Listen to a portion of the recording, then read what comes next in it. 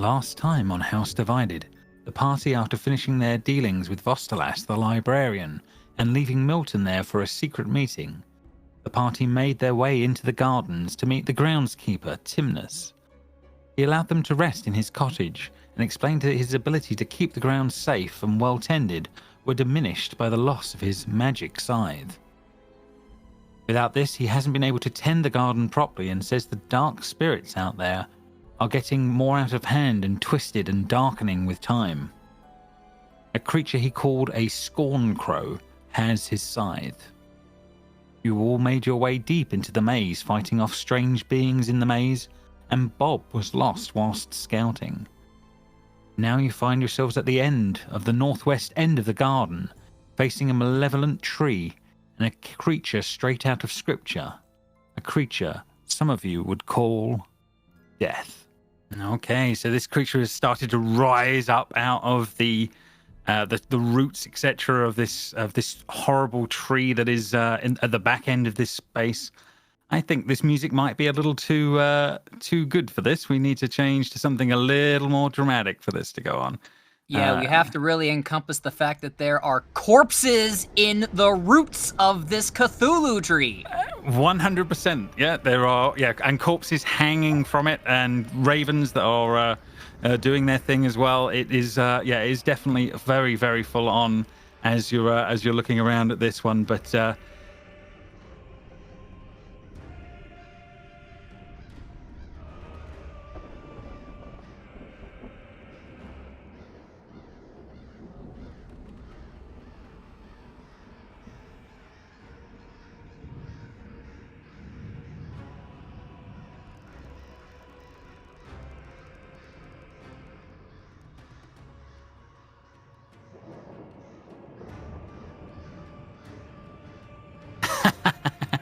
New year, new town order indeed on that one.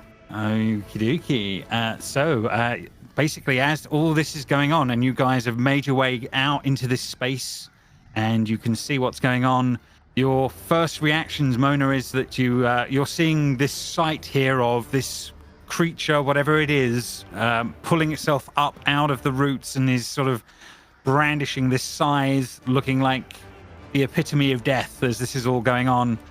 Nothing has happened in the moment, but you can sense the anticipation that things are about to go down as all this is going on. What do you think Mona would do? Well, she's been here. She's been brought here to kill. So to kill these sort of things. So she's assuming that this is not good. So she's going to, yes, she will bonus action. She will slice it up and imbue with the Rite of Dawn. So it's light from me within 20 feet now. And I have a couple of other advantages. And I will step forward. I'm not going to rush Tim because I don't know if there's anything else.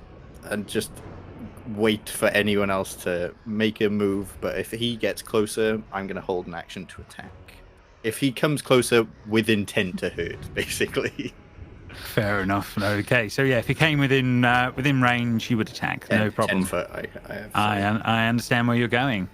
Very well. That will bring us to next on the turn order here, and that would be lair action time. So as this is going on, you now watch as around the Scorncrow, you see it its hands sort of reach up a little bit, and it sort of looks towards the tree momentarily, and you just see slowly but surely some of the bodies that are hanging from the tree are slowly being pulled and dropped down onto the floor nearby as this is all going on. And yes, you will see a load of these beings start to appear as they are dropped down from the side of the tree. So yes, these have all appeared on that turn order. Then let's see how they're doing wise. They have a few things that they can do. Let's see. They will start to move and see how they're going to do. So let's see how we got. This one will be able to get in range of you, Mona. So that one will be triggered by yourself. I I think I specifically said that thing over there, not. Oh, I don't want to metagame and. Yeah, no. If your trigger was specific, then yes, these things will not trigger I didn't know these things were coming. So. No, that's absolutely true. Yep, the turn order was a thing against you on that one. So yes, 3 of these things make their way around you as this is all going on that front. Let's see how they do. And first one, Mona. Let's see how that is going to work out as it's going on. So with a 6, that will miss. The second one will attack, and that is a 20 to hit for 1 necrotic, and then one last one. Okay. For a 19 for 2 on that. I front. have resistance to necrotic at the moment, so I yeah, only did 2, right? I don't think you can half 1. So. You can't half the one, but you can half the other one. That's absolutely true. And Espen, you are the other one as this is all going on. It will take another strike, and we'll see how that will do. And that looks get the shield up. Fair enough, no problem. But with an 11, no chance. But the creatures have been, and this Scorncrow is just sort of watching on from behind as this is all going on. That brings us to Cordelia. You are next in the turn order as this is all going on. So these hung creatures have moved forward and making their way across the party, and this thing is watching on from behind. But you're up. Sorry, I'm trying to remember what all my spells do. Absolutely, fair enough. It has been a break of about 3 or 4 weeks. I fully understand. We're all just trying to get back in the swing. I agree with that, Drew. Choices. You will see Cordelia. She'll just say, "Oh no," and then she'll begin to levitate ever so slightly off the ground, and then there'll be a massive crick as her neck just shoots back, and you see in front of us. It's almost like the fabric of space begins to just tear open, and just a whole black void begins to appear in front of us as I cast Hunger of Hadar. Oh, very nice. Very nice. Hunger of Hadar. Cast at level 3, yes. Any creature that starts its turn will take 2d6 cold damage. If they end their turn there, they must succeed on a dexterity saving throw or take 2d6 acid damage. No problem. Well, it is a problem, but we understand. The area. Anyone in that space is considered blinded. The area is different. It's yes, there are milky tentacles. We've been down this road before. And the area is difficult terrain. Okay, no problem. We understand. There's this void of milky tentacles that are half wrapped around the tree and half in the space in front of it. The loss of sight of whatever this creature was is definitely a thing as this is all going on. Anything else on Cordelia's turn? She will hover ever so slightly back this way. She's just floating there with her neck bent back, and there just seems to be like this whole cacophony of whispers and guttural sounds coming from her. Fair enough. Yeah, as you do that and you sort of back up in a little bit into that space, you feel a hand reach out and press to your back as that's going on, and that will be, in theory. Yeah. That will be Milton's hand appearing. A good at hand. Oh my god. Good touch. Well, a lawful hand, whether or not he's good, is still hand of the law. debating. The long arm of the law is here. There you go. The long arm of the law. Fair enough. So, yes, bringing us to Milton's turn. You have made your way through the maze as quick as you can after the cries from Bob originally met to your mind. You have managed to retrieve Bob from the maze, and you have made your way with a quick hop and a skip here in time to see all of this unfolding in front of you, Milton. I'm sorry, compatriots. It seems Bob got into some trouble, but what's this? I see a milky black void and like one creature sticking out of it, so I will attack that. And a giant tree of death behind. Yes. It is behind the void, so I do not. Oh, technically, yeah, fair. Yeah, it's a big ass tree though. It is a big ass tree. So yeah, I will walk up and I will strike at this one. Okay, no problem. Go for it. Did we have a rest of some kind? You did. I've long rested you, so you in theory are all set. So yeah, you long rested in the house.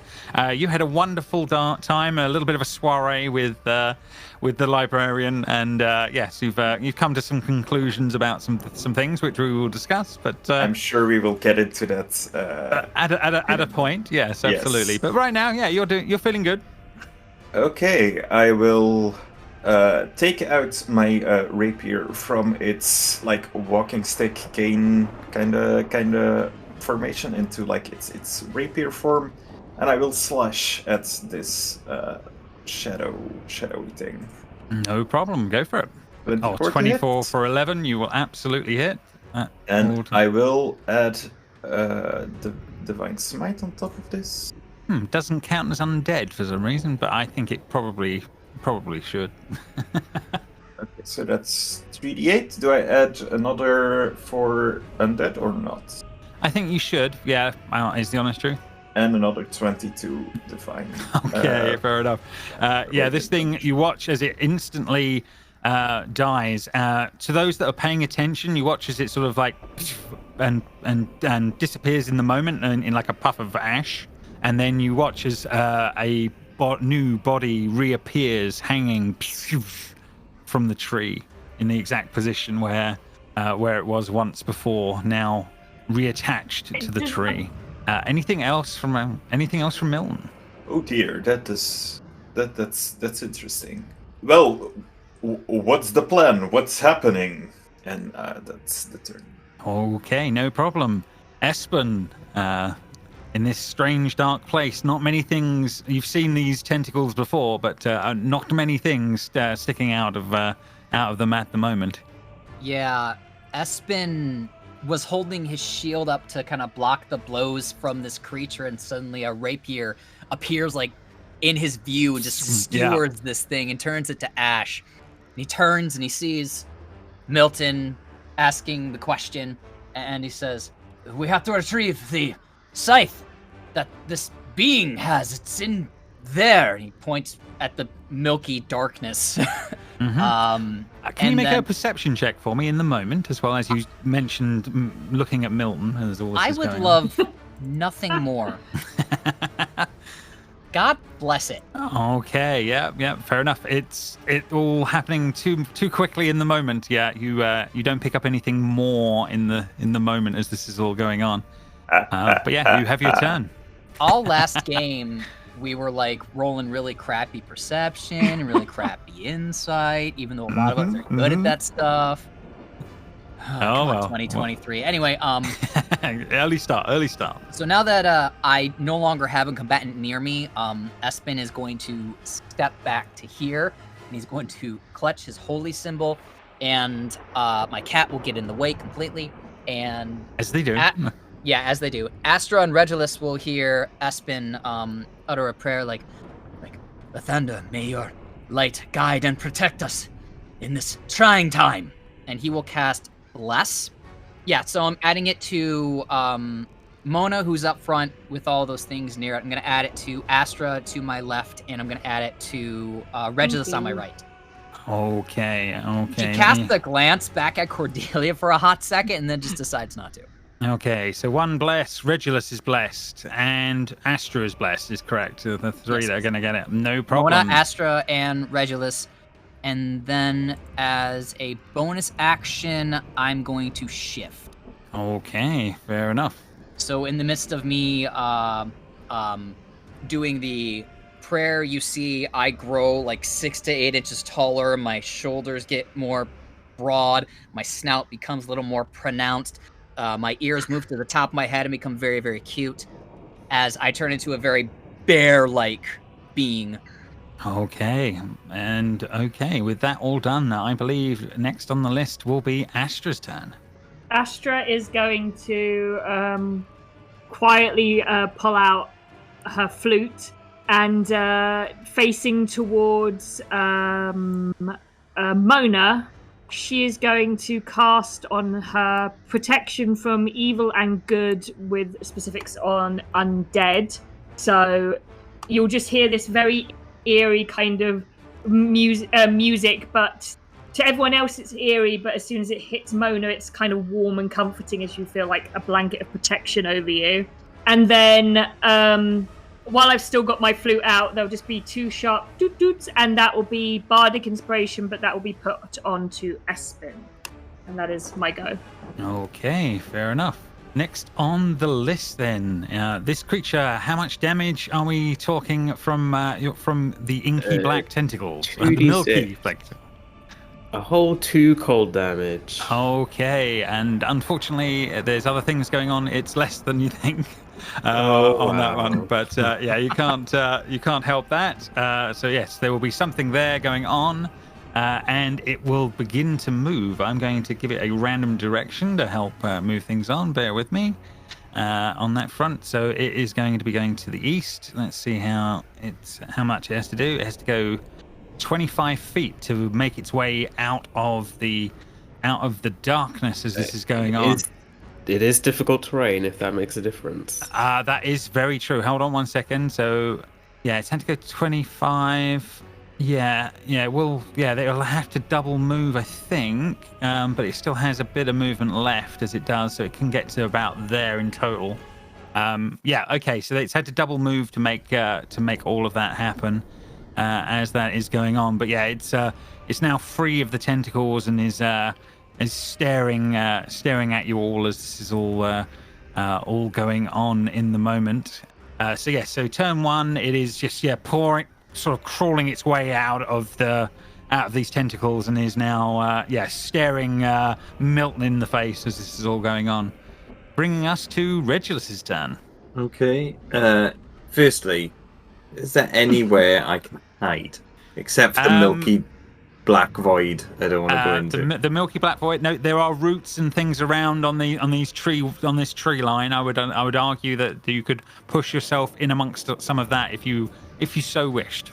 Okay, so I'm just going to be like, as I assume that everything is happening all at once, right? So I'm just going to It always is, yeah. Slope off into the shadows as much as I can, and as I'm doing so, I will try and hide in this little branch here. No problem. Is this where I find out it's alive and it starts to crush me? Make a perception check. Oh no! Please no. No, seems all good. No, I'm fine. Yeah, I'm just gonna hide in this absolutely not gonna crush me branch with a stealth of. I'm rolling not great. Ooh, yeah. Ooh. Okay. But what is their passive perception, James? I mean, maybe I did. Maybe I did. Who knows? Maybe. I don't know. We shall see. And I will throw one of my makeshift daggers at the one closest to me. The Scorn Crow or one of these undead things that's slowly sticking out? Which one? Slowly sticking out, yeah. I can see that. Yeah, I can see that Scorn Crow there, actually. Yeah, you can see the Scorn Crow there. Yeah, would that have changed his thoughts? No. It looks like that would pull a lot of attention, and so I'd rather chuck it at the one that's inside there. Fair enough on that one. I think their passive perception is a little lower. Let me just change their sheet. They're also in this milky darkness, I guess. You're absolutely right. This thing can't tell. You're just seeing a flailing arm coming out of the side of this thing as this is going on. So would you say I get my sneak attack as well then? Go on then. Why not? It's New Year. Why not? Start as you mean to go on.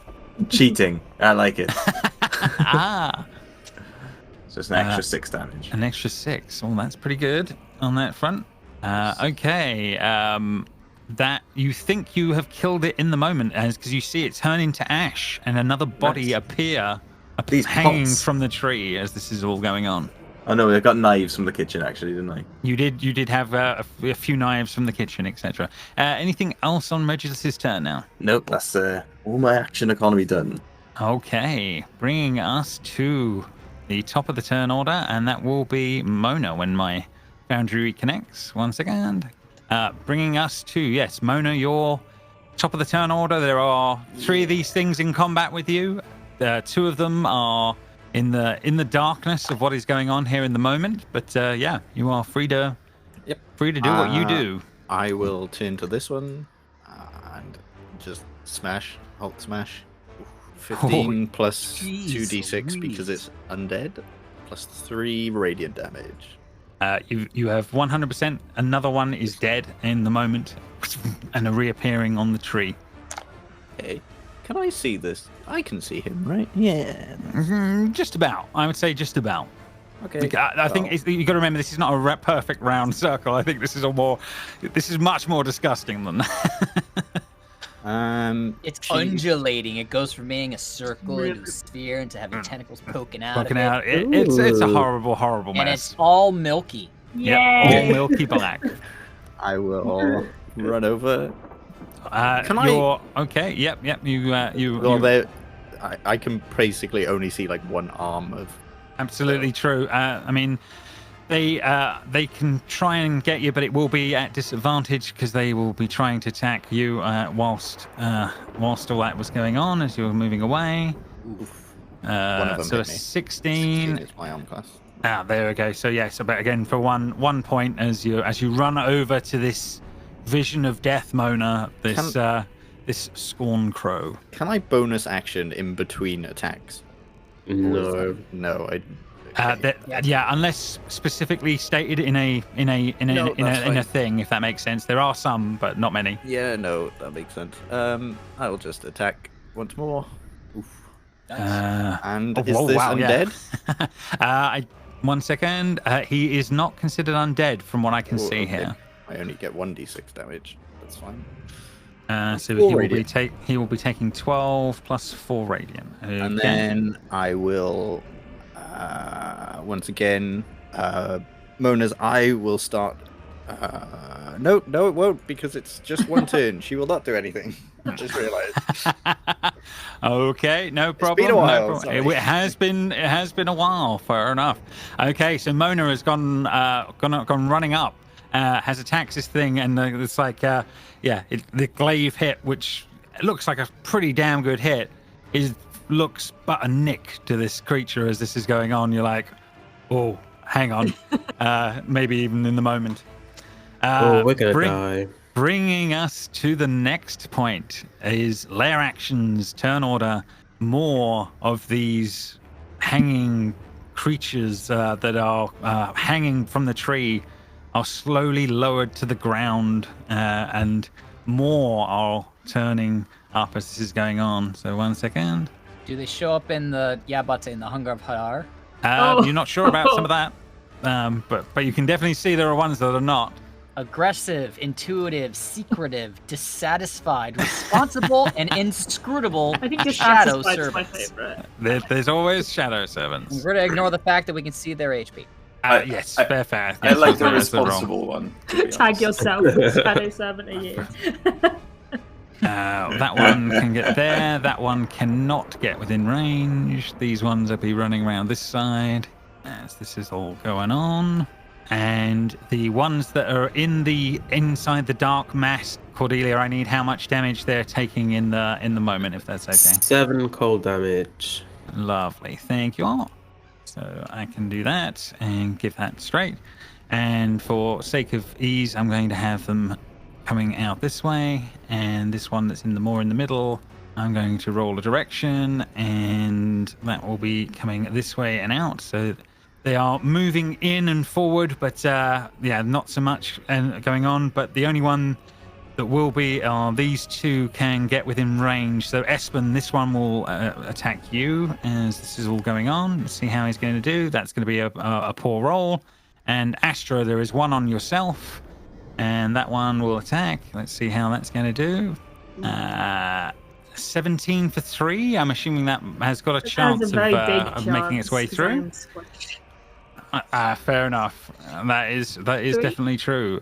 With all of that done, we are through to Cordelia's turn now. Oh gosh. Well, Hunger of Hadar did a load of good. It is concentration. Okay.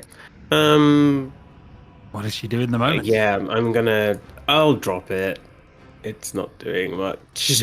So yeah, I'll drop Hunger of Hadar. She'll return to the ground with a crick and a crack. Her neck and head will return to the right position. And she'll just like shake it off a little bit as if nothing had happened. And then she's going to just firebolt. And I'll aim for the scary guy. Neat. 27 for 14. Absolutely hits. As your fire blasts out past Mona and catches this thing on the side. You get its attention in the moment. Oh, I don't like that. I will then move back to where I was, and that's my turn. That's all I'll do. Right, okay, so Cordelia is done. We will see. Can we move to Milton? Milton, can you do anything here? In that case, I will move up and try to attack this Scorncrow, since that seems to be the source of our problems. It definitely does. You there, in the name of the law, stand down. And I will try to swipe at him with my rapier. Okay, go for it. Do I get advantage on this somehow? I did not say that I sent in Bob, right? So no, you haven't said anything about about Bob on that one, but okay, that is just 12. Otherwise, it'd be a crit. So that's unfortunate. That's fair enough. And I will add Divine Smite on top of this. He's not undead, right? So no, not undead in this particular case. So just 3 d8 then, I believe. For an extra 9. 9 so damage on 21. Top. Okay, on that on top. Okay, is Milton all done? I believe that is it for now, yes. Okay. Espen, round to you. Espen is looking around, and it seems like it might be in a slight panic, but Cordelia and Astra hear him mumbling something, and finally, clearly they hear, I need to be closer, I need to be closer! And so he's going to, and he kind of, it gets to there, and we'll just say this will have to be good enough. Lathander, burn away this darkness! And he is going to channel divinity.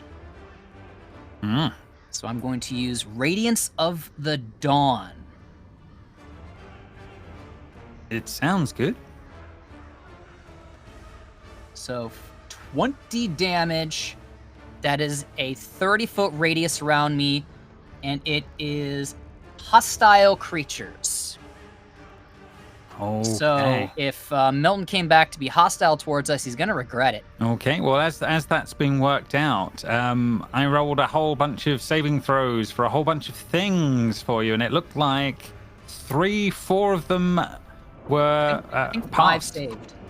5 saved total? 1, 2, 3, 4, 5. You are correct. So 5 of them saved, and the rest will take the fall. So as these things don't have much going on, I'm going to say they're gone, and then these other ones will be taking a different amount. I also saw that the tree failed. The tree did indeed fail. We will have to deal with that as well. Uh-oh. So yeah, this blinding light coming out of Espen does all this damage. A lot of these creatures are blown away in the moment and then reappearing on the tree as that is all going on. However, the tree also took some damage, and I believe that has I believe that may have some consequences. Oh no.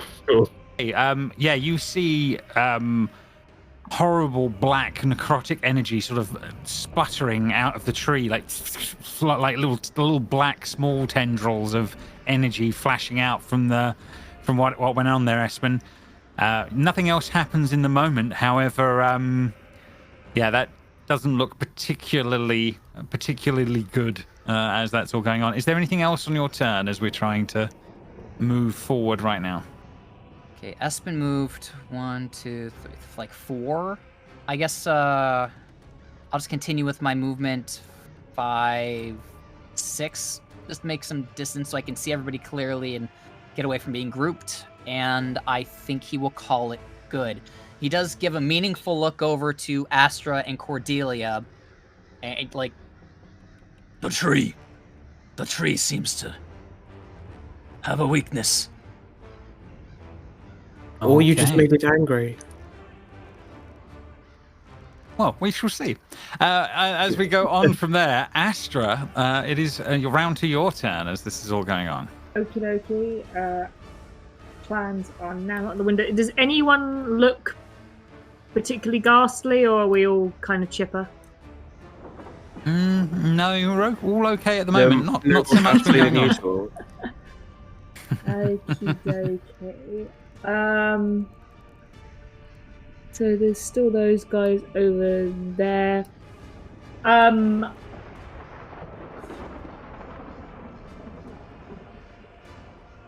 I've completely been thrown. That's fair enough. There's a lot been going on I'll in definitely give between. bardic inspiration to Milton. So you can have one of those, buddy. And then I will move away to give myself a bit of space from everyone else, and I will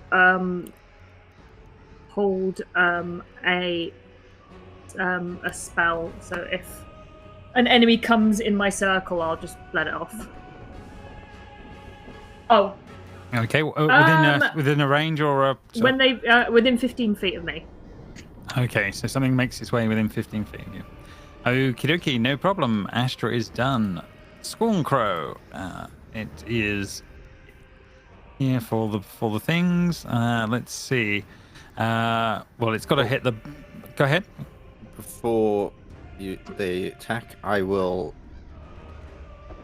Blood Curse of the Eyeless it, and I will what's it called? Amplify it, so all of his attacks. So I take 7 damage. All of his attacks on this turn are at disadvantage, unless he's immune to blind, which is fine. He is not immune to being blind, so that is definitely 2. But he will be, he'll be lashing out at disadvantage. Then I guess is the answers of that one. In the moment, you're surprised at how good that really has been on that one in some ways, because that is pretty damn powerful what happened there. But I'm assuming a 23 will still hit for 7 plus 6. Oh, hang on. It's not a disadvantage. I subtract it from the number roll, I think. You should get disadvantage against undead from the protection against good and evil. Oh, it's not undead. But it. Just keep it as disadvantage, otherwise you have a crit, man. No, hang on. I think you take 1d. You roll a 1d6 and subtract the result from the so you're taking. From that crit, you're making it by a 1d6 less, if that makes sense. So yeah, if you roll your 1d6, I don't think you can make it low enough. But okay, so you're taking 8 slashing and 9 necrotic from that attack. Obviously, I think you're resistant to some of that. Yep. And then it has the specific wording. It can use a bonus action between attacks, so it will teleport from there. and appear no. by Cordelia. Holy hi. No. And we'll attack Cordelia. I would like to use a thing on that, James, for the thing. The thing for the thing. Warding flame. I don't think Minus that's one. going to help. He's in 15 feet of me. He gets my spell gets done. He's in 15 feet of me. Yeah, you will be able to attack in the moment as this is all going on. But so Cordelia, you does a 13 hit? I suppose is going to be the question. Yes, I have an AC of 10. Okay, Oh, no. so 17 slashing damage and 4 necrotic as that is going on. Yeah. You do Oh, see a God, flash. You do see a flash in front of his eyes. So he, Yeah, he's blind. Espen tried. He's blinded in the moment as that goes on. I am bloodied. Cool. I'm just going to put my spell I'm also out bloodied. that he would get hit by for entering my sphere of influence. Yep. You can now attack. It's no problem. There you go. Thunderwave, ho.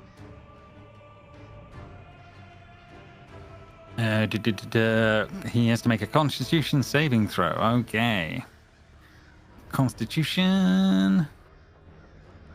It's either really good or really bad. It's the really good one. Okie dokie. So, is it save or suck or half? Oh, yeah. Half damage. Half damage. Okay, so he will take a bit of that. And that will get rid of that template. Because you would have aimed it where you needed to, so that's no problem. That's no worries. So that is officially done. He is done his multi-attack. Yep. So he is officially done at that point. And bringing us to Regulus, round to you. So I will throw a dagger at, and that's not how you select that. Target this guy and throw a dagger. No. Not at myself. No, not yourself. It looks like you've targeted him, but let's see. Yeah, I did, but then when I went to open my sheet,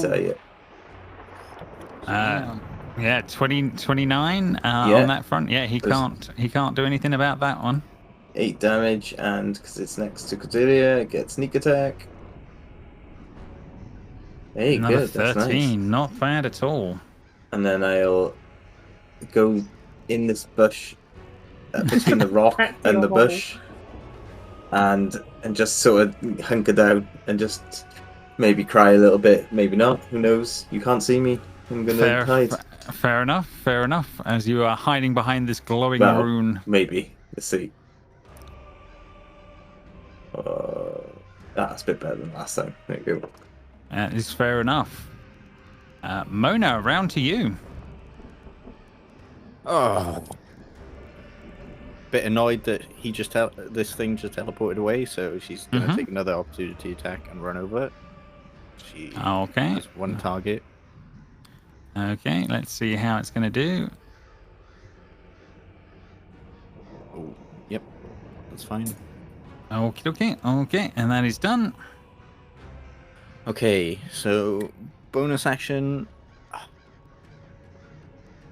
I will Blood Curse of the Marked, and I'll amplify it as well. So I take 2 damage from that. Great. Just killing myself slowly, I think. Yes. So once again, blood will be pouring down out of her eyes because she's just done 2 curses in pretty quick succession. She will then attack with advantage. Very nice. 26 for 10 plus 1d6. Radiant damage plus another 6. Okay. Another d6 from the mark damage. Oh, no, not 2d6. And then one more attack. Ooh, 19? 19 would hit, but it will parry at that point to bring its AC up. Ooh, fancy. Yes. Well, that is just rude. I know. And that's it. That's all I can do for now. Okay. Bringing us to the Tree of Woe. Top of the turn order. Here we go.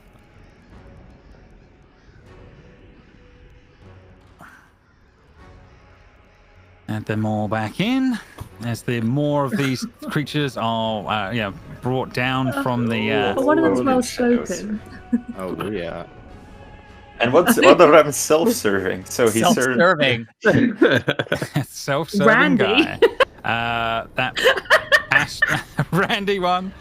Astra, you're very surrounded as that seems to be disgusting. going on. That one can get down to Mona. That one has to go towards Milton. Not good. Yes, there's a fair few things going on from the tree right now. All right, Milton, let's deal with the 4 that are on you first of all. So we're gonna go 1, 2, 3, 4. AC 16. Okay, so the second one will hit, the third one will hit, not and good. the fourth one it will hit. Okay, so Okay. 3, 4, 5, 6. 6 damage total. Sure. Oh, that's my temporary hit points because I took one out earlier. Oh, nice. And I get temporary hit points from it. There you go. Mona, there's 1 on you, so that will come through as well. That will be a 7, that will miss. And then we got Astra, we have 3 on you. 1, 2, 3. 9 will miss. 14 maybe. Yes. And an 8. So 5 necrotic damage to you from that one. And then 1 on Espen as the last here of these creatures. And for a 10 will miss. So Slap that, it away with the shield. Absolutely. So that is officially all done. And that is the turn order done. Cordelia, around to you.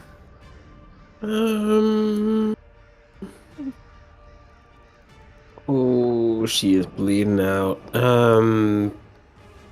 This giant scythe has just taken a chunk out of you, yes. Yes. She will contort her hands in a very unnatural motion, and she'll just push this black, swirling, shadow-like energy towards him, and she will cast Vortex Warp. Ooh. I want to cast it at 2nd level. So he needs to make a con save, DC 16. Oh, say, Constitution save incoming. Let's see, is it going to be good, bad, or indifferent? Looks low. Yes! Oh, it is too low. Okay. So he is going to be teleported 90 feet as far away from me as possible, please. Okay. To the other end of the end of the space. Yep. No so you see problem. he just turns black and just bursts into a cacophony of ravens, and then they all flutter by at a rapid speed to that location and reform into this horrendous scarecrow. Okay, awesome move. But yeah, that definitely bought you some breathing room. This is good. Any more for any more? I think I'm gonna... Yeah, I'm gonna stay where I am. I'm too scared to move back into the maze. Fair enough. Milton, round to you. There's a few of these things around you right now. Did they all attack or just the ones on me? They have all attacked, but yeah, they're okay. The 4 on you have been and gone and on their turn. Yeah. Okay, good. Well, this complicates things, but I guess I'll just attack one of the ones in front of me. Okay.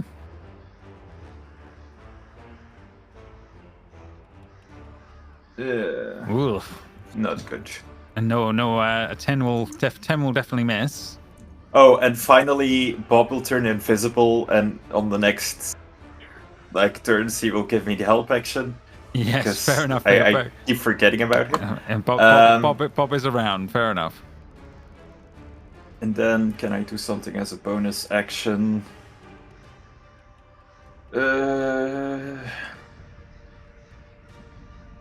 I won't. Yeah, so that's my turn. Okay, that is your turn all done. Espen, round to you, sir. Espen is going to take the attack of opportunity and run away from this one. Okay, I will have him Shadow Strike, yeah. Bring it on, come on.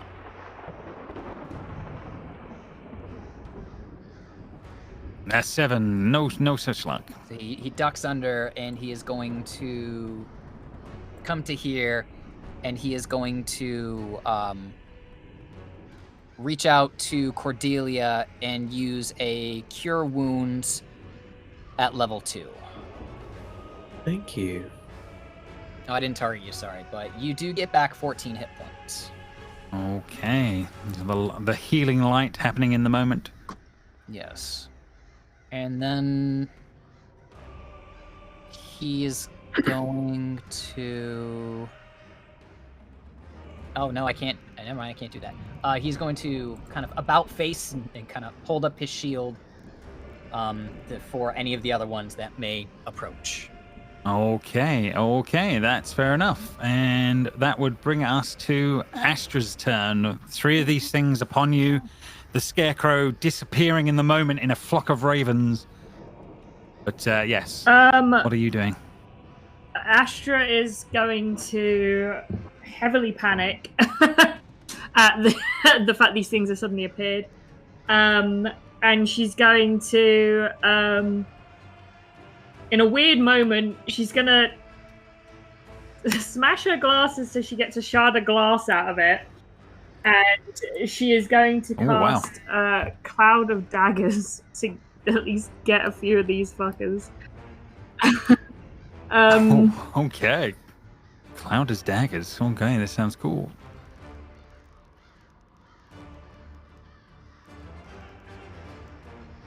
Okay. No sign of a template, but how much? Yeah, a 5-foot cube. Damage for those. Yeah, It's the 3 around you. Yeah, for the 3 around. And Okay, also when they fair start enough, their turn, enough. they will take the damage as well. Oh, wow. They have a maximum of 12 hit points, so yeah, you just eviscerate these things in the moment. My daggers are still These, there, by the way. These So they're daggers all just surrounding me still. Fair enough. Surrounding us, there's glass shards of daggers around you going on. So yeah, we'll bear that in mind. Bear that in mind for a moment and remind me. Anything else on the turn? Your protection from evil and good drops on me then. Yes, fair enough. Well, yeah, needs must. That will needs be must my in the next moment. thing. Is I'll just turn around and I'll just say sorry, and then everything.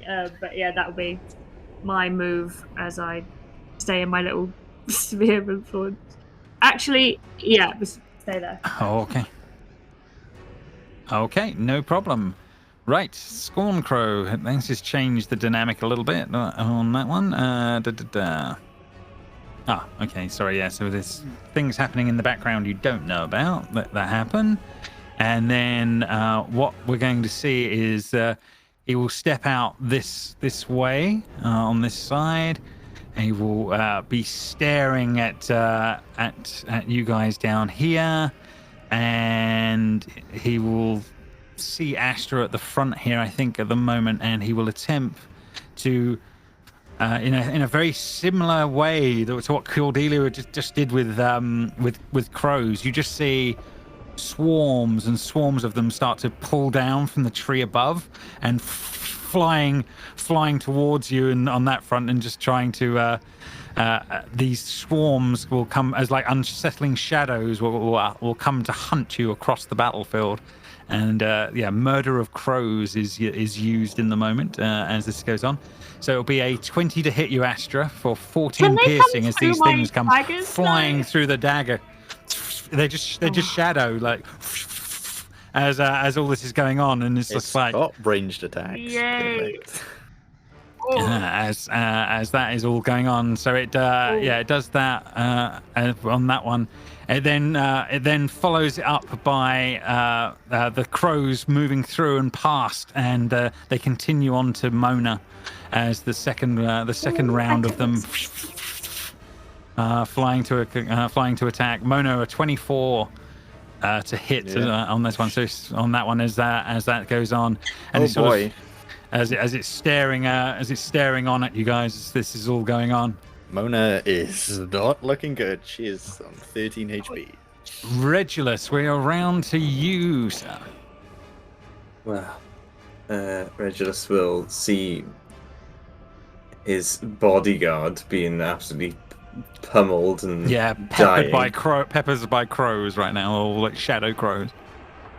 And they all fly off and back up into the tree as this goes on. I'll step out and throw. I'll step out and. How far away is? Why is it like a? Oh right, okay, and I'll stab it. So from the shadows, I emerge. Yes. Stab it. You emerge and do your bit. How the tables have turned, I don't say, in case I bring attention to myself. I was hoping for a 20, but okay, so that's 5 damage, or 24 hit, I imagine. Yep. No problem with that.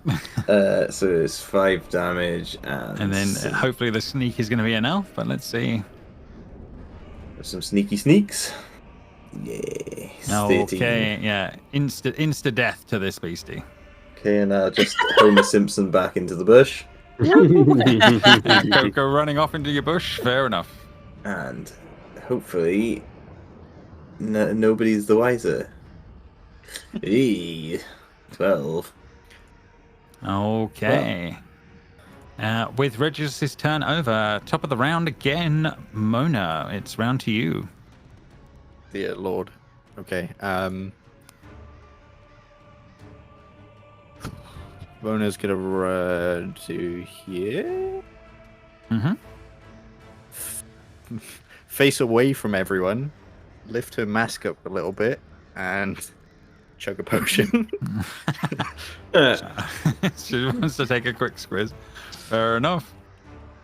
And then she'll turn around and attack these two because the other guy's way too far It's like away. a Kakashi moment, everyone trying to like quickly peek under the mask as you just get your drink up.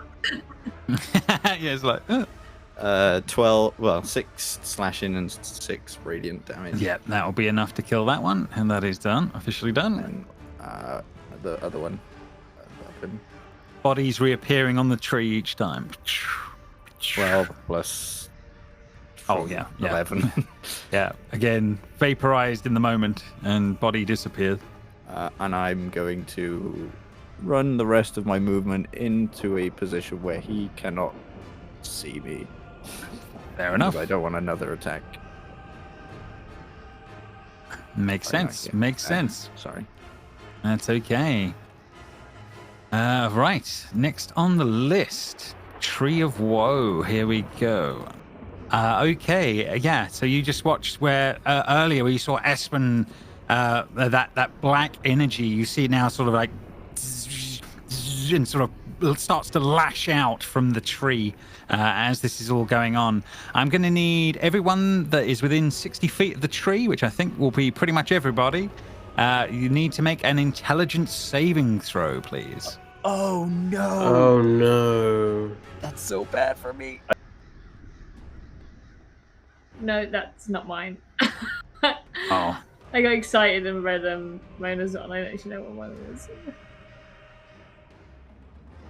Fair enough. It actually isn't bad for me. Yeah, so the DC is 14 on that front. So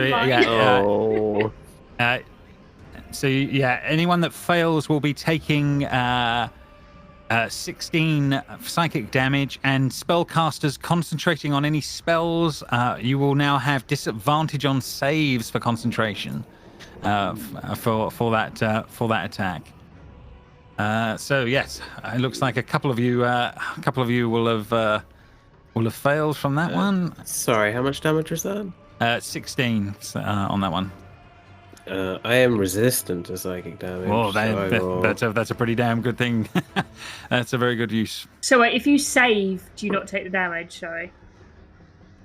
No. If you save, you don't take any of it. It's like it missed. It just couldn't. Cool. It's a save or suck in this case on the lair action. With that done, I believe that does bring us to Cordelia's turn. I will target one of these shadow guys and blast it with fire. Oh, okay. An 11. It's an AC of 12, so Delightful. No. Yeah. I will stay where I am then. Oh man. Okay. Bringing us to Milton's turn. Yeah, I will get out of range of these two guys, taking opportunities. Okay, 1 and a 2. DC is 16. So 7 will definitely miss, and a 9 will miss. So you're fine on both of those. Super. Then I will move over here. Mm-hmm. And I will aim the pommel of my rapier / cane at him, and I will use that to cast Eldritch. Okay. I need you to make a Blast. perception check as well while you're doing it. Okay. I'm terrible at it. Nothing. Okay. Then Eldritch Blast twice, I think. Mm-hmm. Yes, I'm level 5 at least. That's all right. Remember to target, but 14 will miss. Oh, sorry. That's yeah, okay. And a 16 will miss, so it's okay in this scenario here. There is no. I mean, no I luck. can reroll if you want. I have no. Well, yeah, maybe next time. Maybe next time. Okay. In the meantime, Bob will fly over there because I forgot about him again. I could have gotten advantage. Oh man. Yeah, Bob will Okay. fly over there for next turn. For next turn. Okie dokie. Espen, then round to you, Sam. I'm just thinking if I want to be laser cleric or cleric. The choices are officially yours. Espen's hulking werebear form turns to look at Cordelia. How is she looking? I have a very small amount of hit points anyway, so what you did last time was very good. Okay, so then Espen will say, I could not ask before because we were in a hurry. But do you require more healing? I will give you in the moment that you, as you're looking around, Cordelia looks like she is looking a bit injured. However, Astra looks pretty damn beaten, ripped to shreds. Oh, sorry, I didn't see that Astra had taken damage too. No, the Ravens, yeah, the Ravens have done a lot in that moment. Thank you. Then, so I turn, I would say that, and then I would turn and look at Astra and just say, I will return. And he steps up and puts one giant meaty hand on your shoulder. You not, can't, not in a harsh you way, can't get to me. but like, my knives are still. oh, I've no got a lot shit. of knives going around me. Swinging all around the outside. Yeah, she's just in the middle of all the daggers. Oh my god. Yeah. There's a lot going on with Astra right now. Woof. Didn't Mona say she was dying as well? She is a lot further off, but yeah, you can see Mona looks pretty rough. Our literal tank. Yeah. I'm covered in daggers. Everybody's done such a terrible job right now. Well, yeah, we had issues in the with getting the game running as well. So if it helps, I'm fine. Just you wait until my turn. Terrible jobs is going to be even worse. So, Espen looks back, sees Cordelia all messed up, looks over in the distance, sees Mona has just chugged a potion, but it didn't do as much as she wanted. Sees Astra in the middle of this cloud of knives, and just says, he holds his holy symbol and says, The Thunder, I need your aid. My friends need your aid, please. And I'm gonna cast Mass Healing Word. What? Okay. Woo. Go big or go home. Yeah, so 100%. 6 creatures I can see within range are each going to get 7 healing. It's not a lot. But you each see like a brief light glow around whatever your most grievous wound is, and it closes ever so slightly. Better than a poke in the eye with a sharp stick, so I'm happy. And then he takes 2 fingers and reaches out to the left, and he's going to cast he's going to cast Sacred Flame on that guy over there. Okay, so he's going to make a dex save. Let's see what he's going to do. That's a cantrip and not a spell. So. Fair enough. 14 will fail, so he will take the 9. Okay, so a good turn for Espen there. Yes. His god was with him in this dark place. Yeah, and anybody looking at Espen will see that he's not any smaller, but he does look slightly more deflated. Like that took a lot of energy for him to do. And he's also kind of shaking his right knee. It looks like it's bothering him under this bulk because he's a lot heavier than usual right now. Okay, bringing us to swarms of daggers surrounding Astra as this is all going on. Okay, so now I'm feeling a bit better because of a little bit of healing. I'm gonna sort of like stumble my way towards this guy over here as he then enters my my horrible knife. Your horrible serrated knife thing. Okay, and if you can re-roll the damage for me from the spell, if that's okay. You should be able to do it without consuming a slot. I think it'll be the way to make it kick off.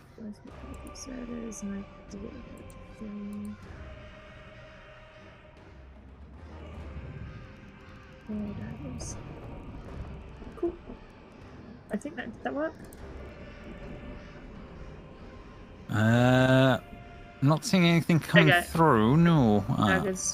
There we go. About where I was. That's why. 19.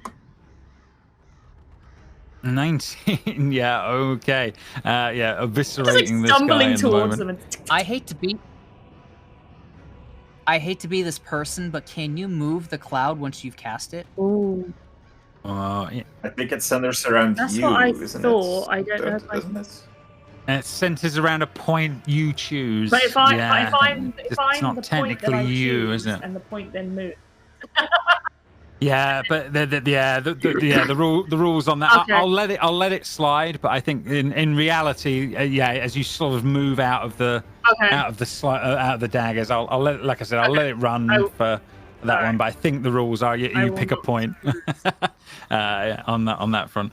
On that one. So yeah, that is done. Anything else? No, I'd probably just Astra's stumble turn? a little bit more just because I am still in owie mode. But yeah, all good.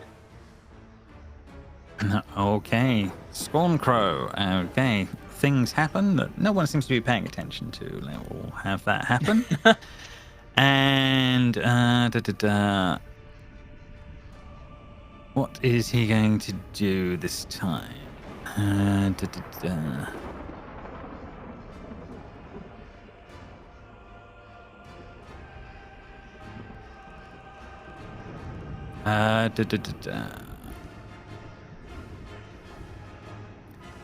think he's just going to move a little further forward so he can get a better line of sight and send the crows to do their job. They seem to be a thing. Milton, this is incoming towards you as this is going on, and the murder of crows is incoming. Let's see how he's going to do on that one. Is a 16 enough? Yeah, 16 just hits. Okay, so yeah, as they all fly in and attack you and do 17 piercing as that is going on, and then he will. That's just the other sign on that side that he can see in amongst all of what's going on. So the closest to, he's going to carry on. So murder of crows, Astra incoming your way. And for 13, is that going to be enough, or are you? We can't hear you at the moment. I'm assuming that's lower than your AC. That's enough to hit me. My AC is. Okay. Oh, that's so for exactly 16 how many piercing HP I is had. the. Okay. As these crows are all flying back and perching again at the top of the tree as this is all going on. Regulus, it's round to you. Okay, so now Jamie realizing that Mona was actually up the top here, not where I originally thought she was. Which I ran in to help earlier. No, I you think did. it was... No, I was there. I ran up. How the hell did you get over here? Yeah, no, she's been moving about. Okay, that's fine. She wanted to be out of line of sight of the crows. I felt bad. Kind of, maybe. I don't know. Probably not. Well, I'll pop out here and I'll huck a dagger at that thing in there. Okay. Where's my hucking? There it is. Where's my hucking? Huck it right at it. 24 for 8. You don't need to roll anything else. It had 2 hit points to its name. It is dead. Nice. And then I will just look at Mona and be like, yeah, you're welcome. Yeah. And then I'll go back here. Okay. And I hide for 17 if I can. Okay. Bringing us to the top of the turn order then, Mona. It is your turn. Mona will look around, see that this thing is just wreaking havoc over here, and she knows that this thing down here isn't really a threat. She's going, screw it, and then just run up to the tree. Okay. And attack the tree. Oh my god! Come on! That was so close. 27 hit for 8 damage. For 8 damage against the tree. Okay. Plus. Is it undead by any chance? No, it doesn't count as undead. That's fine. Plus 1 radiant damage. Sure. That's fine. Plus 1 radiant damage. Okay. And then another attack. 27 for 8 plus. Oh god. Another 1 radiant damage. Another 1 radiant damage. Okay, right. So what happens this time?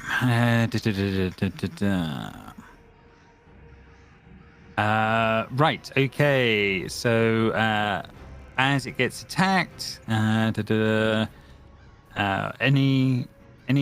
creature that strikes it with a weapon within 10 foot of the trunk, it will do 1d6 necrotic damage in return. Okay, so you did 2 attacks, so you're going to take 3, but obviously with whatever your resistances are to necrotic, as this is all going on. That is fine. I should have done something else, but I cannot do that now, so... But you do notice that all the crows and the things are now paying attention to you. That's what I thought. As this is all going on. I would also move slightly up even more so he can't see me. That's fair enough. The Tree of Woe on its turn. Now, what will it be doing? It's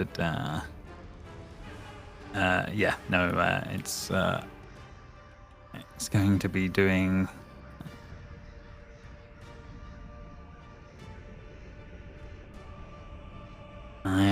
I think it will be. It will change its tact for now, and now you watch as all the roots start.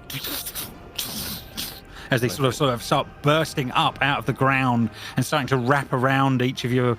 So everything within 60 feet now is now difficult terrain as this is all going on. So yeah, these roots are now bursted up out of the ground as this is all going on.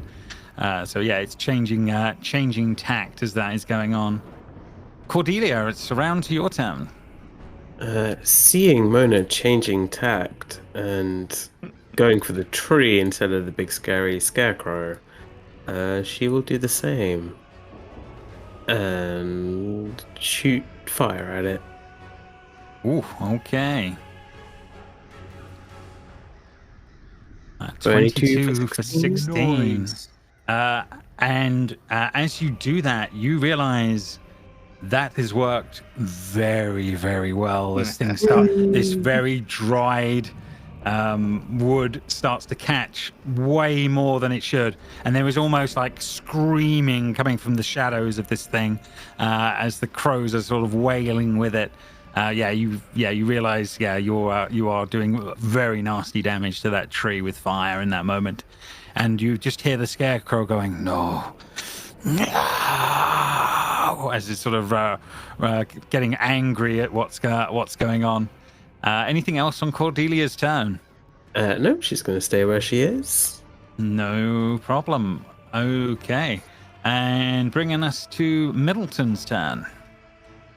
Yes. I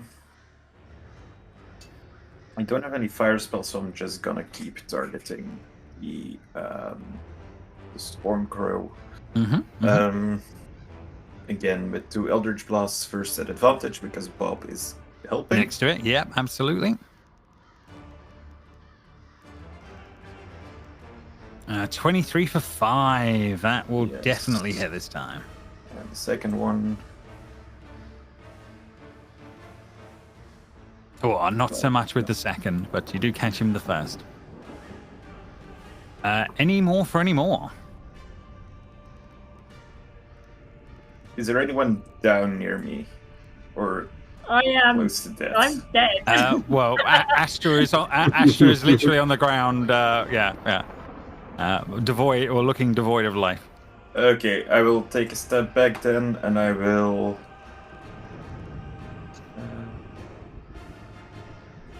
Channel Divinity, turn the tide. And anyone who's below half health gets 1d6 plus 3 HP back. Within 30 feet of you, yeah, which is within 30 feet. So I'm guessing. I'm guessing pretty much all of them. Are Maybe you within Cordelia? 30 feet of me? No, I'm not at half health. No! Oh. Just out of range. No, 10 man. foot out of range. Oh. Yeah. And I'm guessing Cordelia maybe? I'm not sure if she's below half. No, I'm not. So, Actually quite good.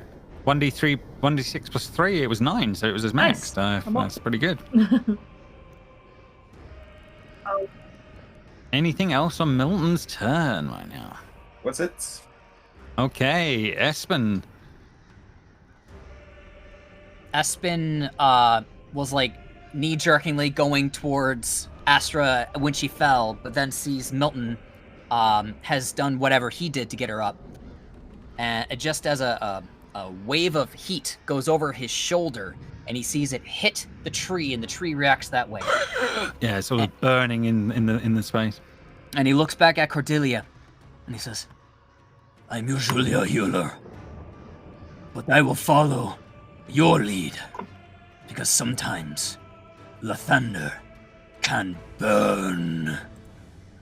And you see him lift up his holy symbol, and it's not very impressive. Your fire bolt is much larger than what comes out of the jewel on his holy symbol, but it is a little dot of light, and it flies to here, and it's going to explode into a fireball. Oh my Yes.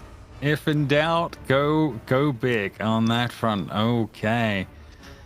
Let's see how we're going to do. So, Tree of Woe saves Dex. I don't think it has anything going on, so it's going to be stupidly shit. And yet it is. So it will take 32 plus 32 as you watch as the tree almost vaporizes into flaming burning going on. You watch all the shadows as they disappear from and as it wails and screams in the moment. And then we will see how our scarecrow Scorncrow is going to do in the moment as well. So, incoming. And a 14 will be a fail as well, so he will be taking all the damage on that one. And as the fire settles, the tree left burning and dull in the moment, the shadows disappeared. All that is left is the man half burning with this scythe off on one side, staring bloody murder at you all as this is all going on. Anything else on Astra's turn? Yeah, Espen's turn. For my movement, Espen is just going to walk by Milton and just say, I assumed that Bob would be fine with fire. And then he steps directly in front of Milton and Astra. And just plants himself there. He's now probably 350 pounds. He's freaking massive now. And he's just ready to receive whatever the tree or whatever the scarecrow wants to send their way. That's fair enough. Astra, you see all of this going on, the tree burning behind as this Hulk moves in front of you as this is going on. She's going to groan and pull herself up and place her hand on her chest and cast a healing word on herself just in case if anything else starts coming for her. So she will place that on herself quickly.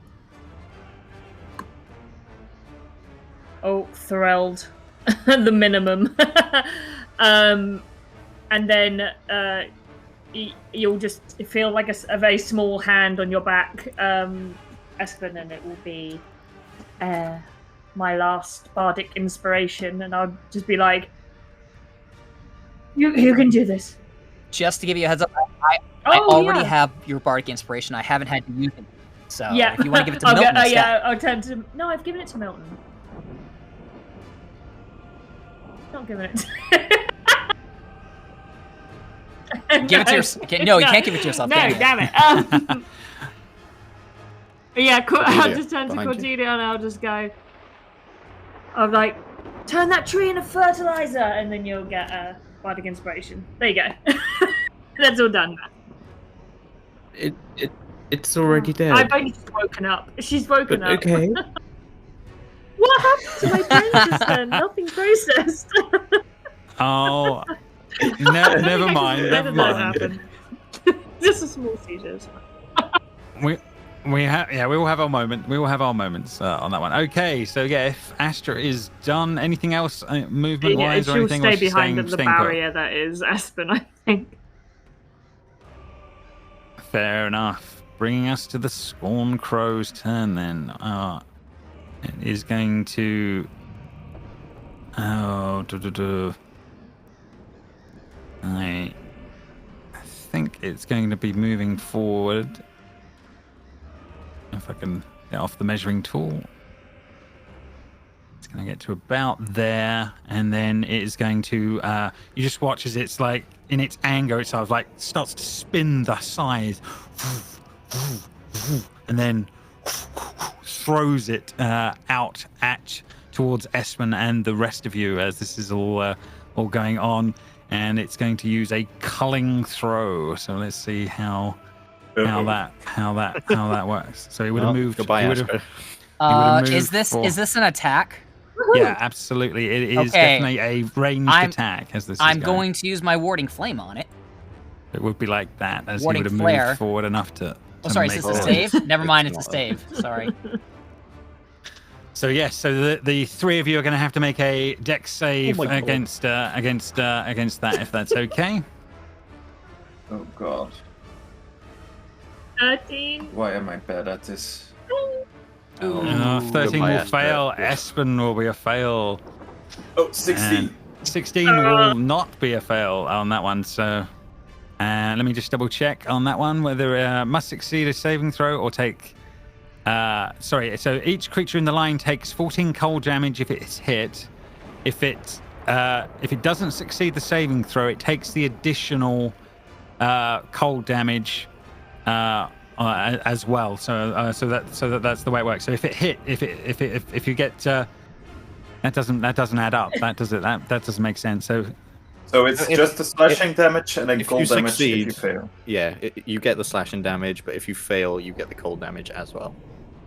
Yes, yeah. I think you only. Yeah, you're right. You get one lot, but if you fail, you get the second lot as well. So yeah, so you're either just taking 14, or you're taking 14 plus the 15. Back down, boy. So, you see Espen's knee buckle as the thing's coming at him. He goes to brace himself on his bad knee, and it buckles beneath him, and that's why he takes like the brunt of this attack. And I think as you guys are all watching him more closely now, as the scythe makes his way back and he catches the scythe as it flies back to him, like if it was on a magical leash, you can see some of his wounds are healing, and you realize that as each round passes, he is regenerating as some of this is going on, bringing us past his turn to Regulus. Okay, so Regulus is going to. Is that still alive? That one? Yep, that one's still just about there. I thought it disappeared because of the tree dying. That's a very good point. I'm going to say you're right. I'm going to say all the layer action stuff is gone. So that does make sense. So I'm going to bolt it over here and hide. In the flaming wreckage of the tree. I see. So, well, I mean, like, within reason. I'm not jumping into the fire. No. I know what you mean. It's more the thematicness of it. So it's I'm with you. But I can't reach him from all the way over here anyway. So that's what I'm gonna do. I'm just gonna come over here and hide. Okay, bringing us to Mona's turn. Oh, actually, what I'll do, sorry, just before, I'll use my action to hide. Before, I will use my, what's it called? My helping Master of Tactics to give the help action to Espen. And I will give him some sort of tactic to defeat the Scarecrow, which I can make up right now. 1, 2... Espen, kill the Scarecrow! And then I dive into the fire-ish. I see. A cunning plan afoot. Okay. Yes. So you will do that, bringing us to next on the list, which is Mona. Yes.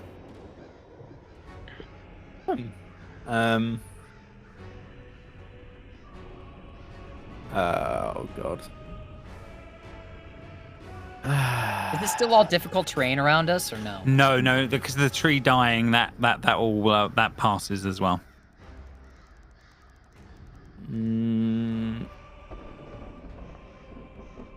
I just can't make it. I need 5 more feet. Damn. I may as well get as close as I can. Throw your sword at them. No. That's all I can do. I mean, I'll ready an attack if he comes 5 foot closer to me, I guess. Fair enough. That makes sense. Okay. Tree is done. Cordelia, round to you. Where is... Oh, there he is. I'll move out just a little bit. And I'll shoot him with fire. Or not. Oh, man. Nope. Not an 11. How big's your Bardic Inspiration? How big's the Bardic Inspiration, Astra? I think it's D8, yeah. D8, I think I'm at D8. Well, it might make the difference. I'll chance it. Why not? Ooh. Yes, 18. 19. Yes, you've definitely hit. That has changed the number very nicely. For 15 fire damage. Very nice. Anything else on Cordelia's turn? She'll just move ever so slightly. And that's it. Okay. Milton, round to you. I will run up.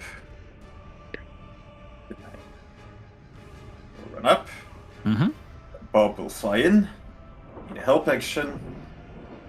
I will strike it with my rapier, and I will throw Divine Smite on top.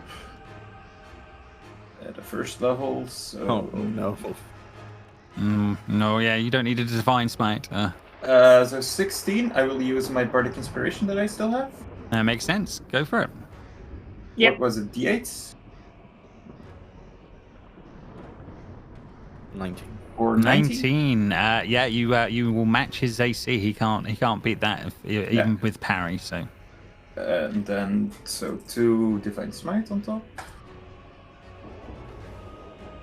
Nice. For another 13. 13. Very nice. 20. Yeah, you've definitely got his attention.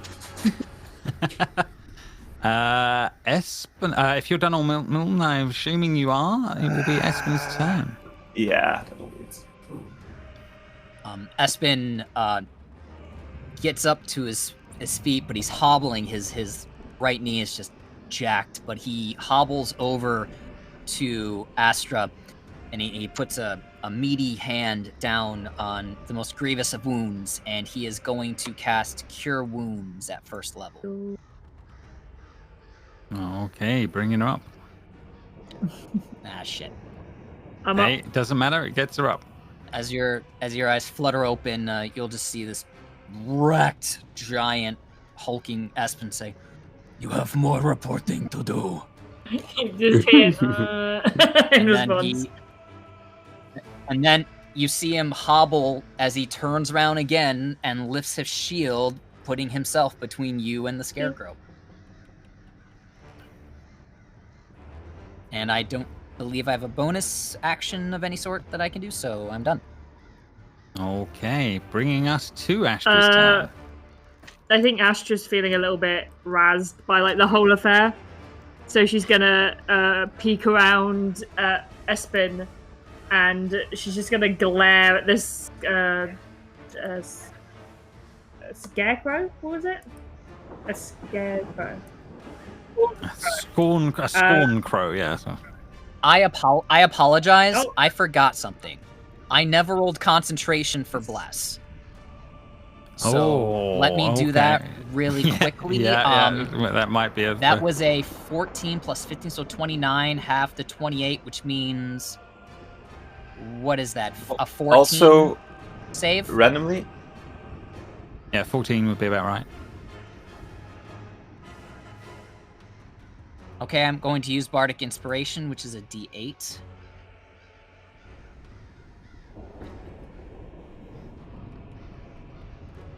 So that is a 15. So 15, I saved. Yeah, you're saved. Yep. So Bless is still up. I apologize, Jess. Do what cool thing you're about to do. Lean around and cast Vicious Mockery on the guy. And I was gonna yell, "Somewhere out there is a tree tirelessly producing oxygen so you can breathe. I think you owe it an apology." And that'll be my Vicious Mockery. Okay, wisdom save incoming. Okay.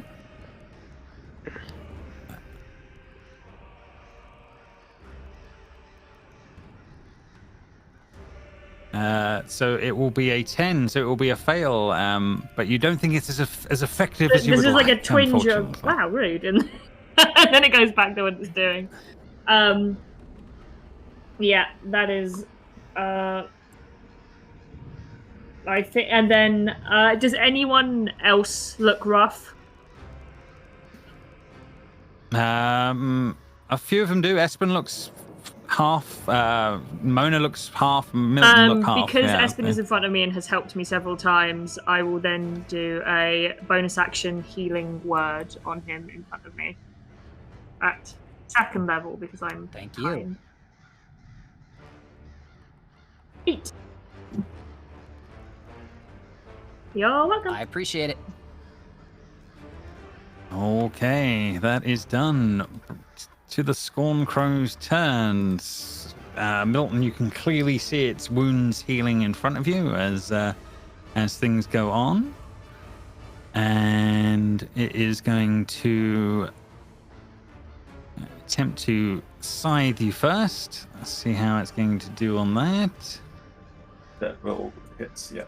Okay, so 14 slashing and 6 necrotic. Yeah, that hits. Still up. You're still up in the moment, okie dokie, as that is Yeah, going full on. disclosure, I did change my hit points earlier because I think I made a mistake earlier, but I went back through the damage calculations. I should still have like 25 HP left, and now minus 20 is 5. Okay, fair enough. And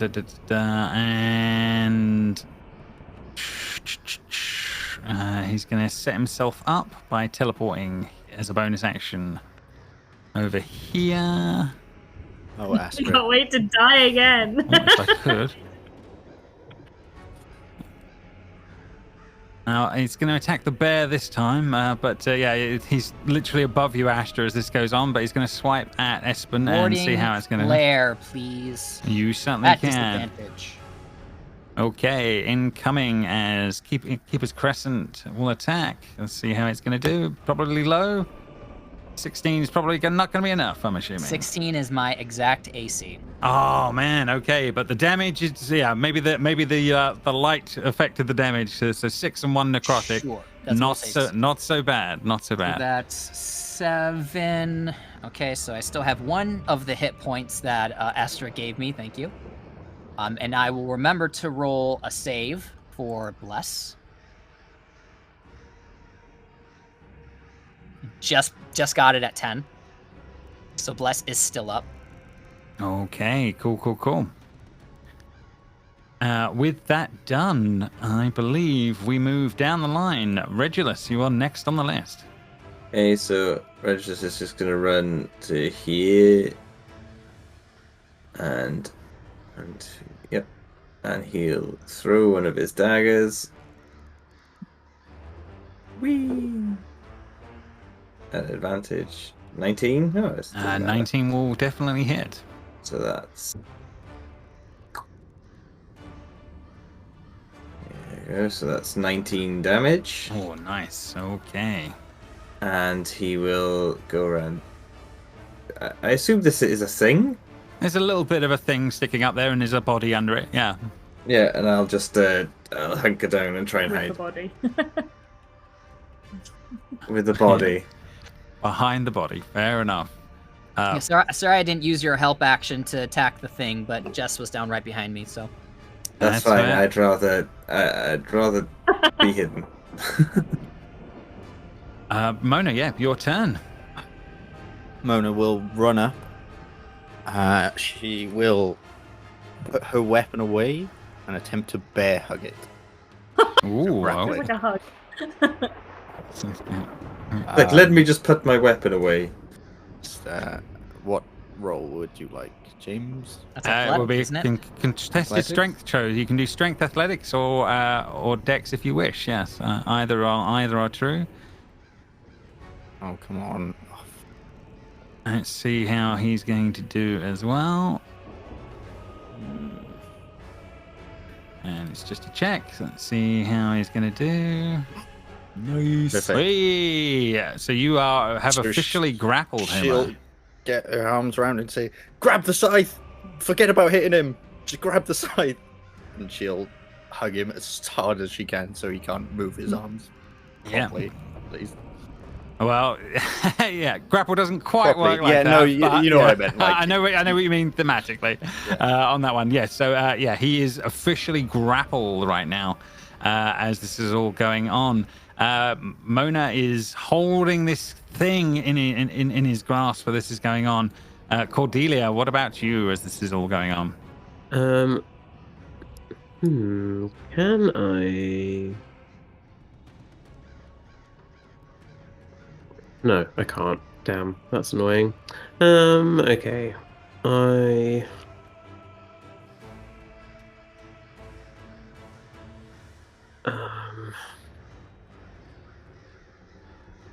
gonna use mind... Oh, actually... No. I will...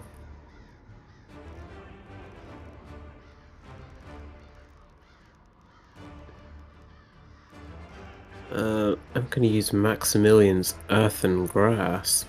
Ooh. To try and help you keep this guy in place. Oh no, I can't. Don't. My character sheet is in the way. I can't see where it's placing. Okay. So I'm just gonna stick it around him. Okay. Unoccupied space. Sorry, so it'll be next to him. Reaches for a creature I can see within 5 feet. So Mr. So Man. do a strength save. Okay. Let's see how he's going to do on a strength. Be the either four. really good or boo. Okay.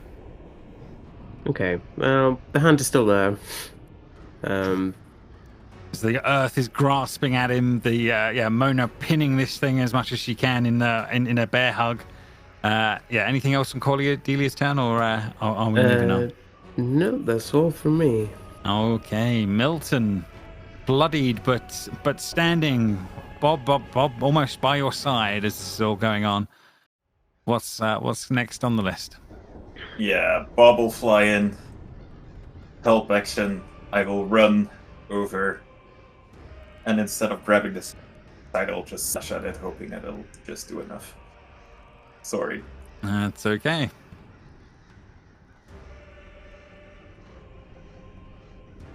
Okay. 20 for 25. That will definitely hit for 12. Another Divine Smite, first level. 2d8. For another 11. And Milton, I think at that point you are the finishing blow in this case. Well done. So how does this play out as this thing is being pinned here by Mona, and the hand is sort of grasping at it? You come in running in with the rapier, and how do you finish it off in the moment? So I'm guessing I'm just like swinging my blade, like flickering with like divine energy, and it just like takes its head like clean off. Yeah, sort of running in, and Bob's like trying to distract in the moment, and then cling swipe, and then the blast of radiant energy, and as you all sort of step back, this body of this thing turning to ash and disappearing almost in the moment as the scythe drops, the cloak and a few other items clattering to the floor in the moment, as silence will pervade over the space in the moment, as you guys get to heavy breathe for a few seconds as this is all going on. As the silence of the space, no crows around you, takes you in the moment, and you are free of combat. You are done. So let me end that now. Well, it seems like I can't leave you guys alone for like how long was it? Half an hour? An hour? No, you did do it. They did do one overnight sleep, so you slept in the you slept inside the library while that was all going on. Your meetings went on for a long time in there. Well, I must have lost track of time. It was quite an interesting chat. It very much indeed it was. But yeah, as you guys are sort of looking over this scythe now laying on the ground, some of you breathing heavier than others, as some of you are picking yourselves up as Regulus is crawling out from behind a dead body. As all this is going on, it wouldn't be the first time. Espen painfully not like that, Jesus. Squats down, one hand on his bad knee, and grabs the scythe and uses it almost as a cane to kind of stand himself back up. And as he does, you see him kind of deflate down to his usual size. Yeah, as you pick up the scythe, you see all that's sort of left are these sort of strange leathers that are laying there that were around the body originally, and a cloak, and obviously the scythe that you've picked up. But it's it's an impressive looking scythe. Has odd connotations for you, Espen, as you're looking on at as it like that. What should be a gardener's tool changed into something else, but clearly magical as you're touching it. The rest of you are free to look at everything as this is all going on and work out what your next steps are in the moment, as the tree is just burning behind you. Now the eyes of what looked like the eyes are just like burning sockets of flame coming from this dead tree that's from whatever has been going on in this space before. Lighting up the night sky as this is all going on. Arcana check what the hell this tree was and why it was doing the things it was doing, kind of thing. You can start investigating the tree and doing an Arcana as that's all going on. Anyone else up to anything whilst she is having a look around at some of that? How's everybody doing? Does anybody need to be healed? As Espen looks like absolute shit. Heal yourself, Espen. I I think you need it more. I could use some, but I have some in my own tank, and I will lay on hands on this. I'm too busy focused on the tree to make any comments. I think I've got Splinter.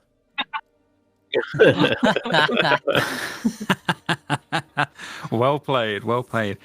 So yeah, from your point of view, Astra, as you're sort of looking around at this tree and just taking stuff in with the Arcana check that you've done, you think that from the kind of the discussions you had earlier, you're definitely looking at a twisted version of a fey plant or something along those lines that, for some reason, being in this darkened space and whatever's been going on magically around it has twisted this into a very dark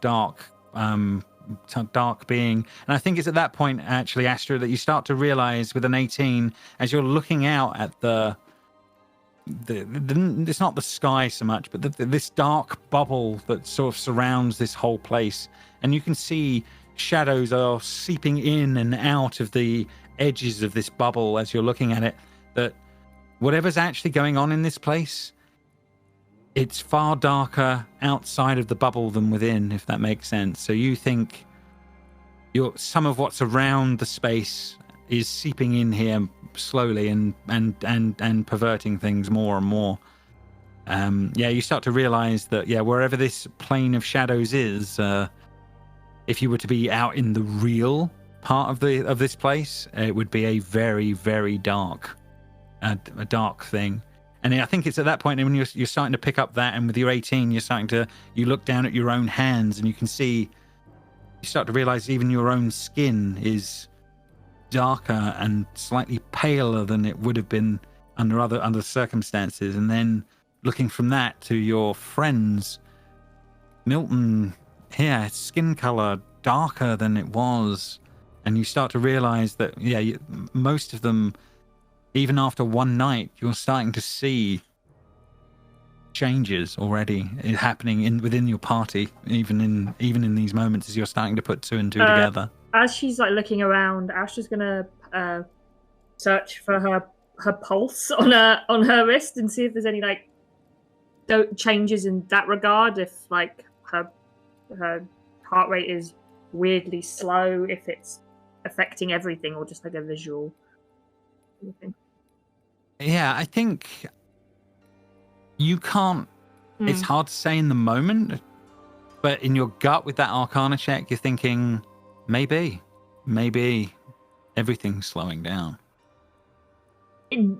Astra's going to like visibly shudder as she like comes to this realization of like how vile this place actually is.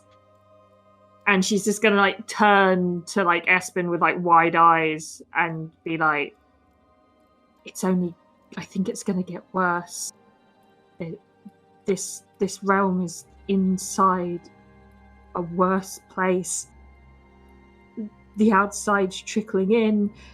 This tree is only the beginning of it, and it's starting to affect us. I mean, I didn't look like this when we came in. There's changes. I feel like my heart rate's slowing down. Everything's just becoming weird and dark, and like you can see her like catastrophizing and like slowly going into like a trickle of madness as she realizes like how weirdly the inside is kind of the bit we're in is like the safest part of this entire dimension, probably in her mind. Wait. The fact that this is the safe place here, we're going to come back to that, but you're saying that you think there's something wrong with your heart. May I? And James, can I roll a medicine check on Astra to see if I can figure out maybe medically what would be an issue? Yeah, absolutely you can. Yeah, you can roll a medicine check, yeah. Because I'm rather good at this. Mm-hmm. And he lifts up his holy symbol and he kisses it real fast to give himself some guidance. All right. Good, yeah, of course. Because then the dice curse you for your hubris. on that one. So, Okay, 15. so 15. Maybe On a tiny on a bit. 3, by the way. But Yeah, sorry, yeah. go I ahead. think maybe a tiny bit slow. It's you don't. You're not really. It's not a concerning level by any sense. I mean, I will say that for as excited as you are, your heartbeat is very steady. It's impressive that you could remain so calm, but you're not. You may be onto something. I mean, look at Usk. The longer he was here, the I don't know. The least him he seems to be. But you may be right. We should leave this place as soon as we can. But the sooner we talk to the heads of the house, and maybe the sooner we can leave. Let's get this scythe back. Can everyone travel? Can we be on our way? Cordelia will reach out a hand and just look at it and examine her own already very pale pallor and gothic aesthetic. Yeah, I think it just improves that. Yeah. She just says, I don't really notice any difference, to be honest. Does everybody have this going on with them? Do I have this going on with me? You certainly. I would say pretty much most of you. It looks like as you're looking around, you're picking that up, and you look at people are looking darker and more pale. Regulus, no, not so much with you, and it would be hard to tell with Mona under the wraps. But yeah, she may know, but you wouldn't be able to tell. But well, I seem fine. Certainly Milton, Espen, and Astra, it's the most obvious. Cordelia, yeah, it's harder to say. Yeah. Mona's kind of keeping out of this conversation. She's rummaging through whatever was left by this creature. Yeah, there's definitely some interesting looking leathers that seem to still be there after the body has sort of disappeared, made out of some decent looking leather. Sorry, apologies on that front. And then there is a very tattered looking, but for some reason interesting, heavy black cloth woven cloak, if that makes sense. Well, I will take the cloak because the leather is nothing to me. I'll be like, ooh, this looks pretty cool. Can one of you identify this for me later on? As she is like nonchalant, like that battle just didn't happen. Basically, it's like, Is anyone going to take the leathers at this point? Astra would kind of like look at herself, her mangled self, and then look at the leather and just kind of and pick it up and go, "Is anyone all right if I take this? I feel like I could do with a bit more padding."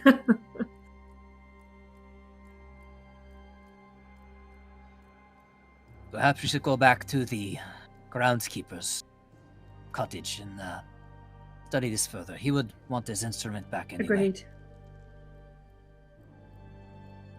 Mona, are you well enough to lead the way in case we are attacked again? Of course I am.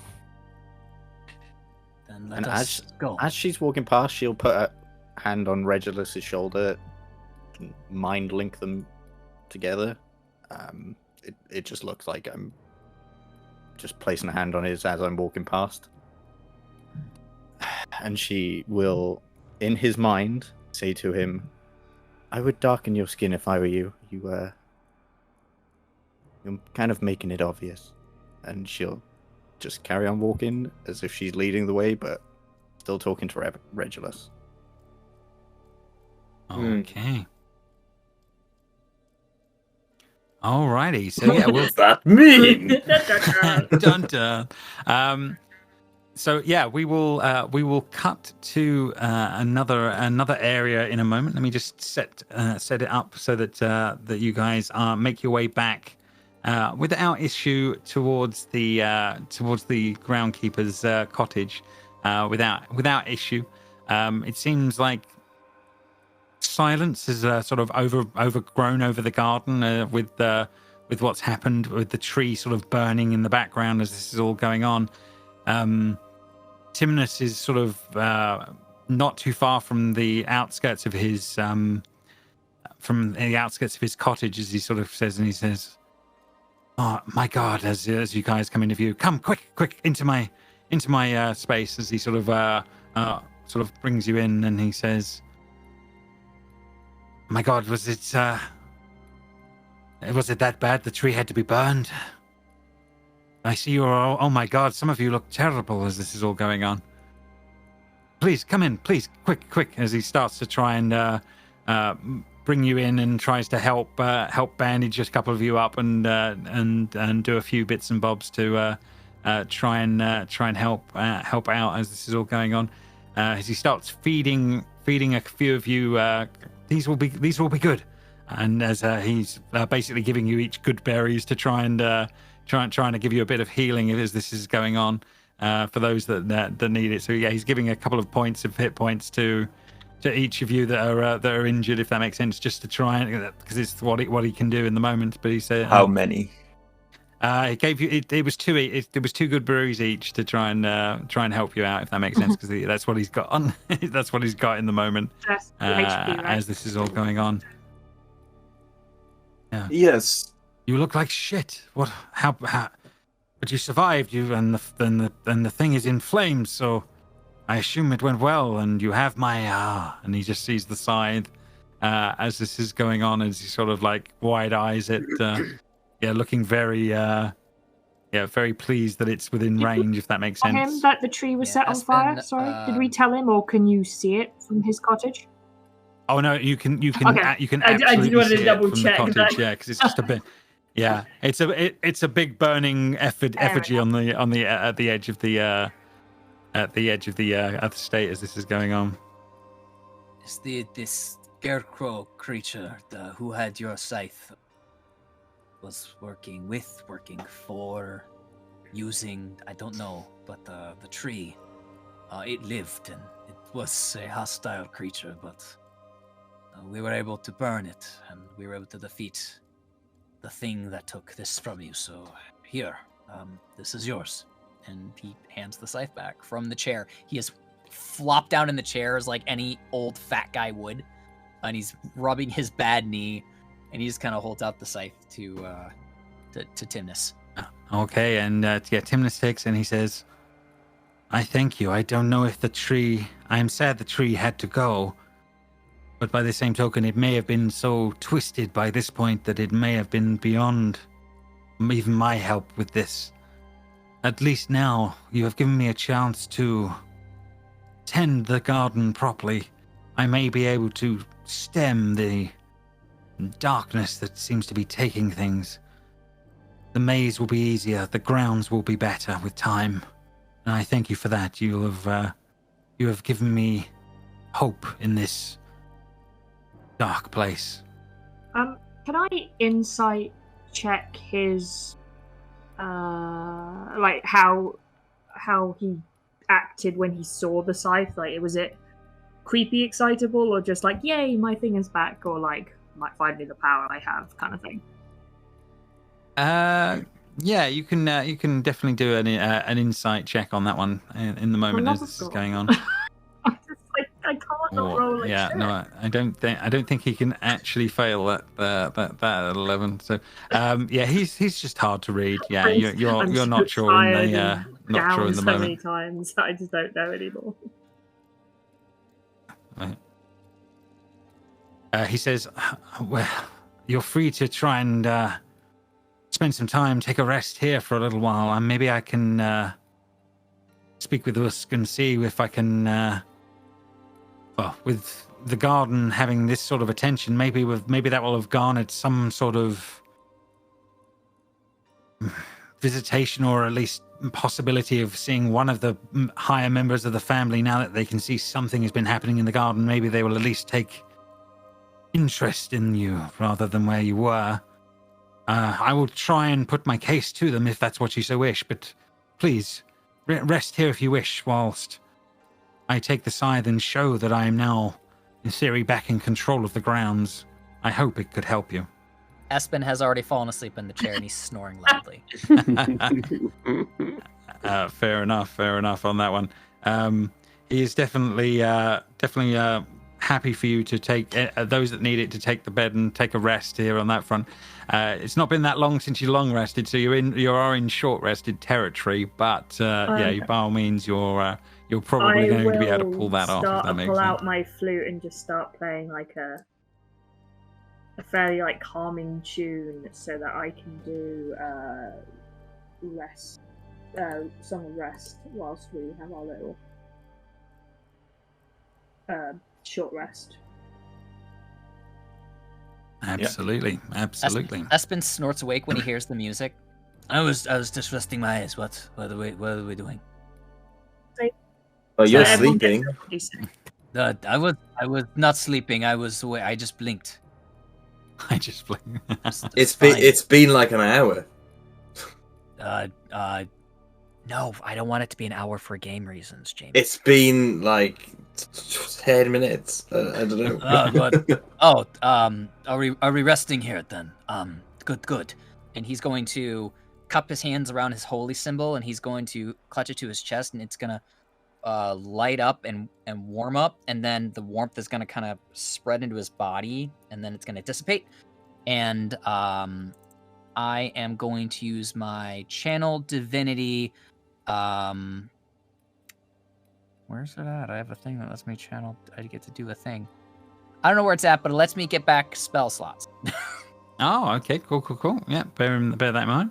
I'm not seeing it on my sheet though. Hang on, let's see if I can. Eric, Arcane Recovery. For the rest, or do I roll it and everyone gets that one? Yeah, I think I already rolled mine. Oh.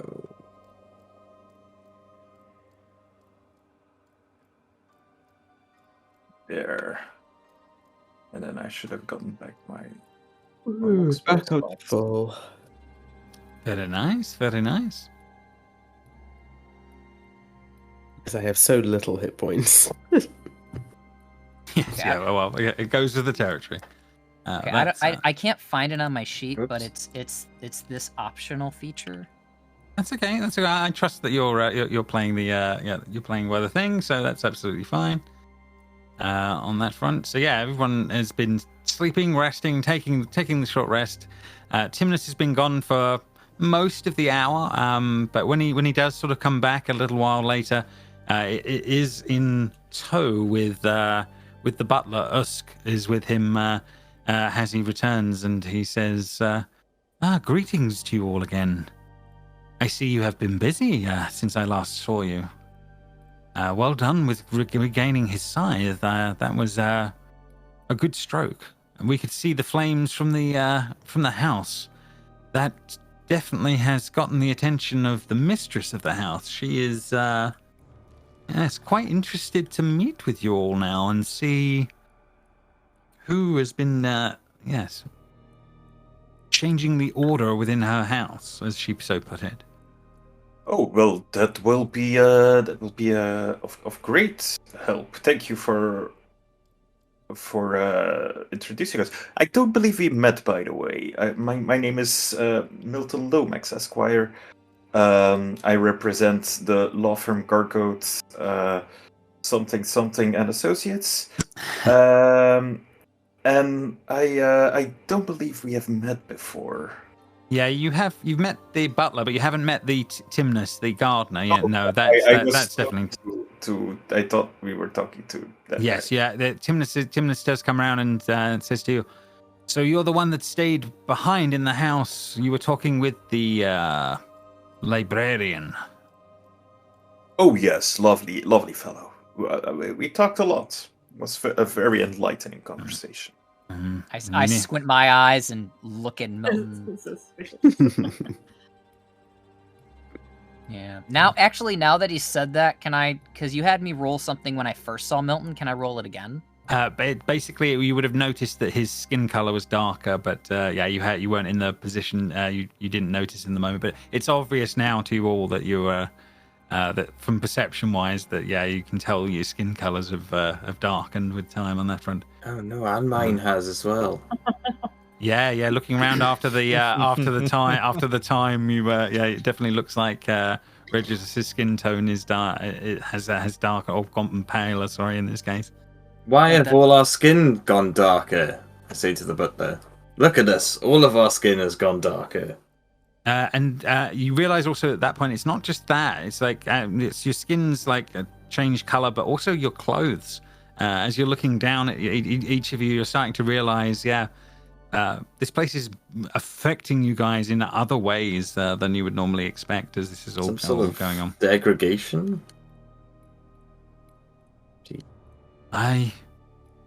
Timnus goes, I believe this place has properties that will affect most people, unlike myself, in that sort of a way. Usk, you must have realized by now, or you must notice it, that the things have gotten worse with time here in that respect. And Usk sort of says, huh? And he sort of looks around and says, yes, I do sense the fading of things. It is hard here and distracting, as he sort of shakes his head a little bit as this is going on. And you just see Timnus sort of giving him a look of pity, I think would be the best way of putting it, as this is going on. And Timnus is sort of like, if you can free yourselves of this place, I would make sure you leave as soon as you can. I think we are trapped for good, but maybe as you are new, maybe you have a chance. Maybe you can still be something else when you leave this place. Problem is, this is my house, so I really need to get it. Does your ownership of this place extend into different realms? I mean, No, I'm really not interested in the other realms aspect of it, but I feel like it's like a part and parcel situation that I kind of need to resolve whatever's happening here for me to just get the property in the real world, and then I get rid of it. Yeah, Milton, you are now very aware that there are 3 versions of the house, as far as you're aware of. There is the material plane. There is one in a Fey-like world, would be the best way of describing it, and one in this what has been keeps describing as a Shadowlands. You are also aware that prior to whatever went on in the material plane, none of this existed 25, 30 years ago. And it has been, Vostalas has been very intrigued by whatever's going on here and has been using it as a sort of a base of operations that he can freely hop between the realms and have things at his disposal in each of the realms, if that makes sense. Could I try to explain this, how I think that like some kind of magical event sort of like split the house into 3 alternate versions of itself that were scattered across the different planes? Yeah, absolutely. You can sort of make them aware of what you know, what you know of this case as well. You also know that obviously that Vostalas has also said is happy to transfer people. It's easier for him to get people to the Fae than any of the others, but he's happy to do it under contract, blah de blah, and the usual gubbins that go along. So it is an option, if that makes sense, if that comes to it at some point. But yeah, you explain that the house is now for some reason split across 3 different realms. Where once was one, there now seems to be 3 versions of the place.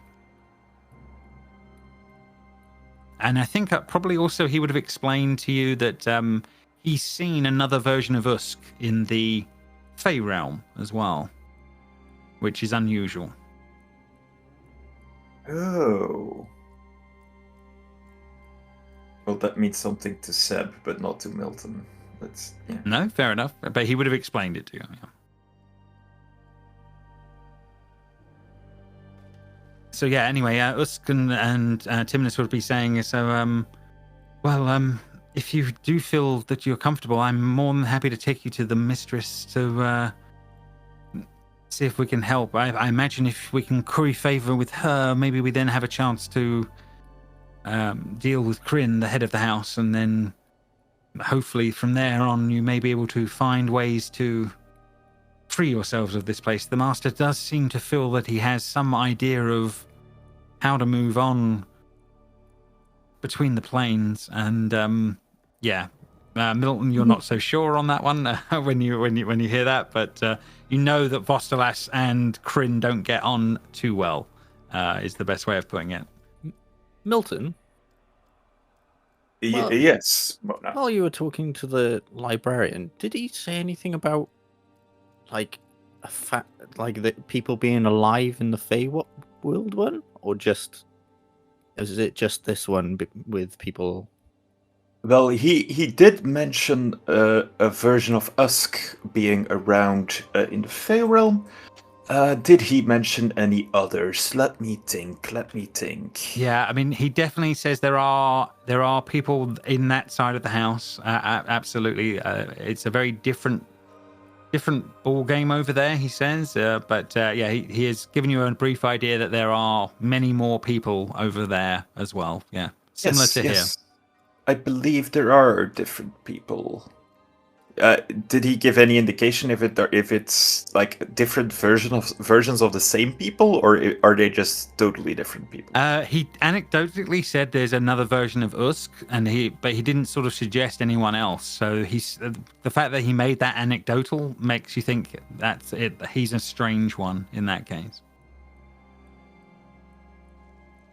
In that case, I will say I do not believe the people that we meet here will have different versions there, apart from Usk.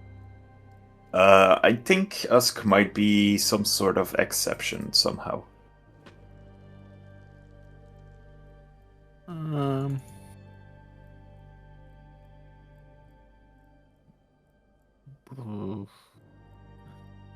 Okay.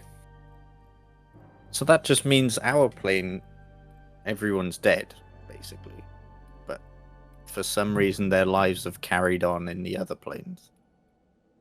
So we just need to get back to ours, give Regulus his house, and we're back to normal. Yes, give Regulus his house, and we shall leave. Well, I am afraid it might not be that easy. If the three worlds can be restored into one, there might be a chance they end up still being alive. Well, we're not interested in doing that, right? Let's just get back. Yeah, Timnus goes, whoa. You think that might be even a thing? As he looks at Milton, like almost Milton, look what you've done. In the moment, he seems quite excited at the possibility. You mean I might be able to go home? Mr. Tumnus, I did not mean to imply that I was able to do this, but there are feats of magic that potentially could do things similar to that. All that would be necessary is to acquire access to these kinds of magics. Whether or not that is possible, that I will leave out of the question, but I think theoretically it might be possible. Well, I will take that as hope. Cordelia said that it was some sort of magic or ritual that caused this in the first place, right, Cordelia? It would stand to reason that there must be some way to fix it magically. Well, of course, if we saw the remnants of it when we travelled here. If magic was powerful enough to create this, then it's magic. It's powerful enough to undo it. Maybe Usk says maybe the master is onto something. Maybe he has an idea of what the ritual was that was used in the first place. Maybe. I just remember the pain of it all and the shattering. But maybe he knows more than he's letting on. If your master is working towards some sort of solution, then we should speak. He may know how to get us back without having to sell our souls to certain librarians. He gives a look at Milton. Oh, please, he is a perfectly fine gentleman. And he didn't ask for your soul. He asked for, like, a memory. It's not Actually, so bad. at one point he did mention that he would accept souls, so he's not beyond that. Oh, come on. What do you need your soul for? You don't use it, right? To pass beyond the divine gate to spend the rest of eternity with my beloved, with my God. What Same would as anyone. selling my soul actually get me? Oh. Regulus, no. Oh. I mean, I don't need a soul. Many things, Reg. Regulus, Many things. I knew I liked you. We should talk more. I believe I have a great deal for you with my employers. Timnus is sort of taking aback as this is all going on, as he's sort of like, whoa, yeah, he's not having any of this. Do not make the mistake of not being able to see past your own mortal nose. There is a life after this one, Regulus. I don't know about that, see. I do. I say live your life to the fullest, and that's how I want to live. You gotta sell your soul to do that. It's fine. Exactly. Sell your soul, whatever. You only live once, right? Like this life's the only one that matters. That is true, yeah. No. I think we understand each other. We live in a world where that is false. We know that is false. I wield the power of the divine through my God. No. We know the gods are real.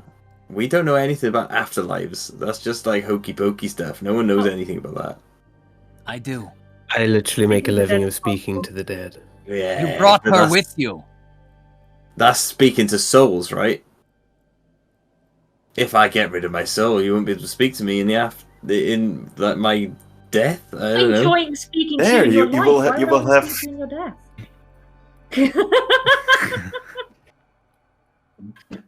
I don't understand. What? Let's just go.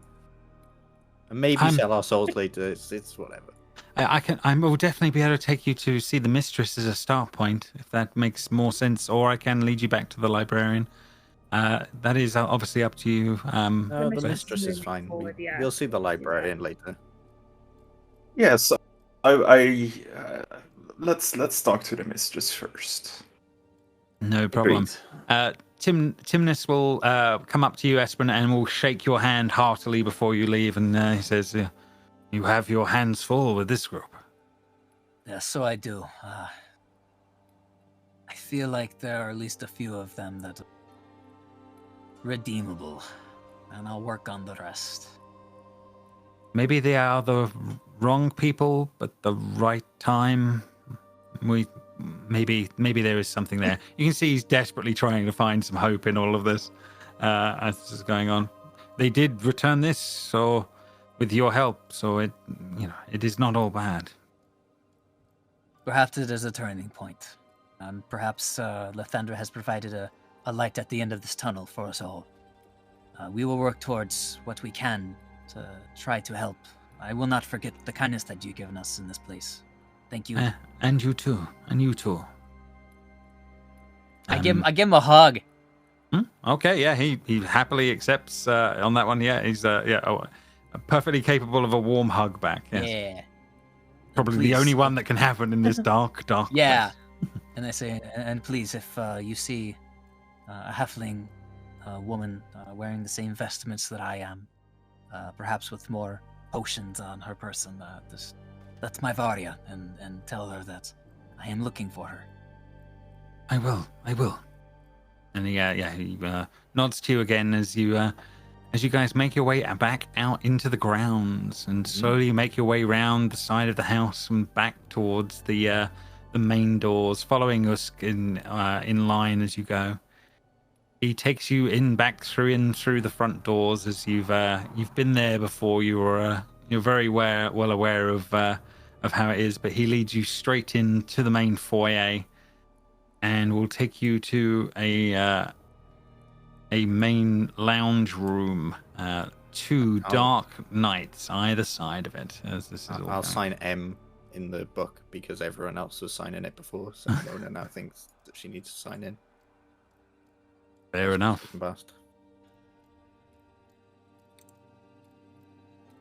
So yeah, he opens the door and sort of, please, as this is all going on, you can all make your way into the room. I will bring you all forward to make life a little easier.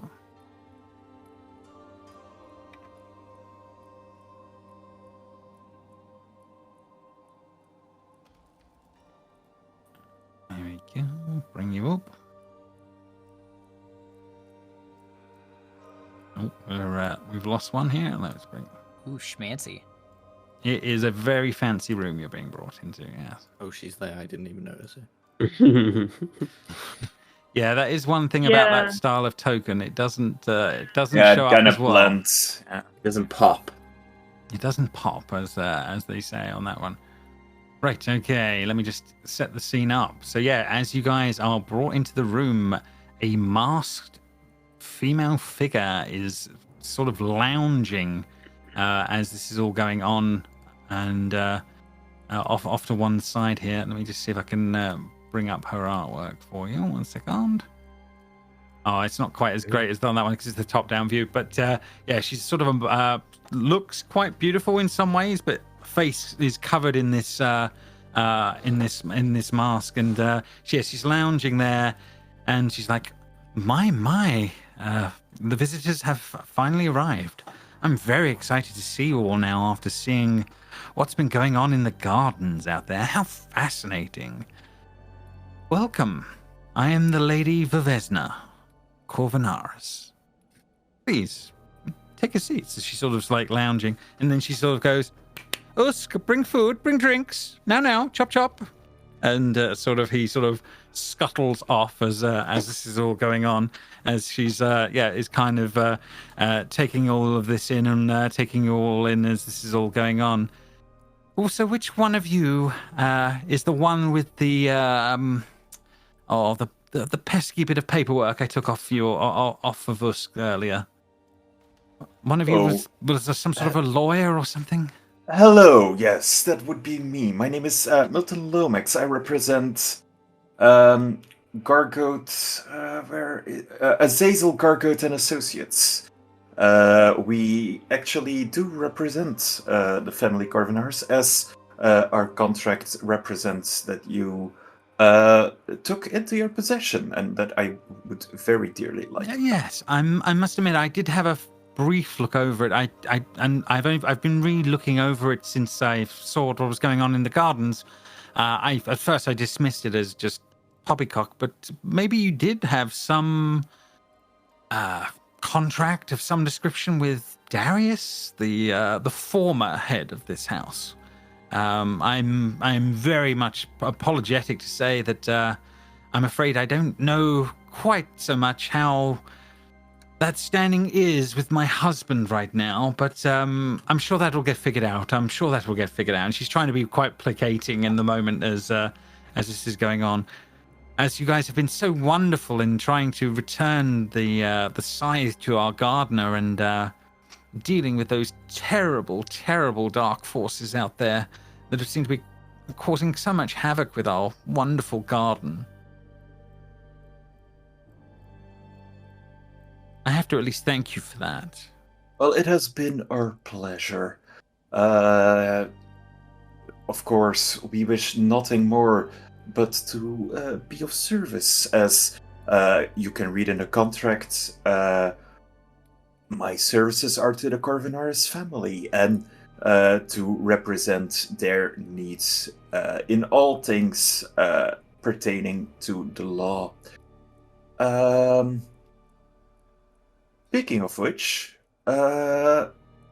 we did come here trying to seek an audience with the head of the house, your husband.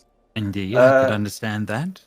As your absence in the material plane has caused quite a stir indeed, quite a large fix of legal problems that need tending to, if that makes sense. Well, as you're beginning to understand, I believe you understand we have been trapped here for quite a while now, and I believe we all wish for that to end, and be resolved in ways that would make more sense. We are all hoping for freedom from this place. It's not quite. It's home, but it's not quite what it would normally be. It's a very strange version of what we would expect.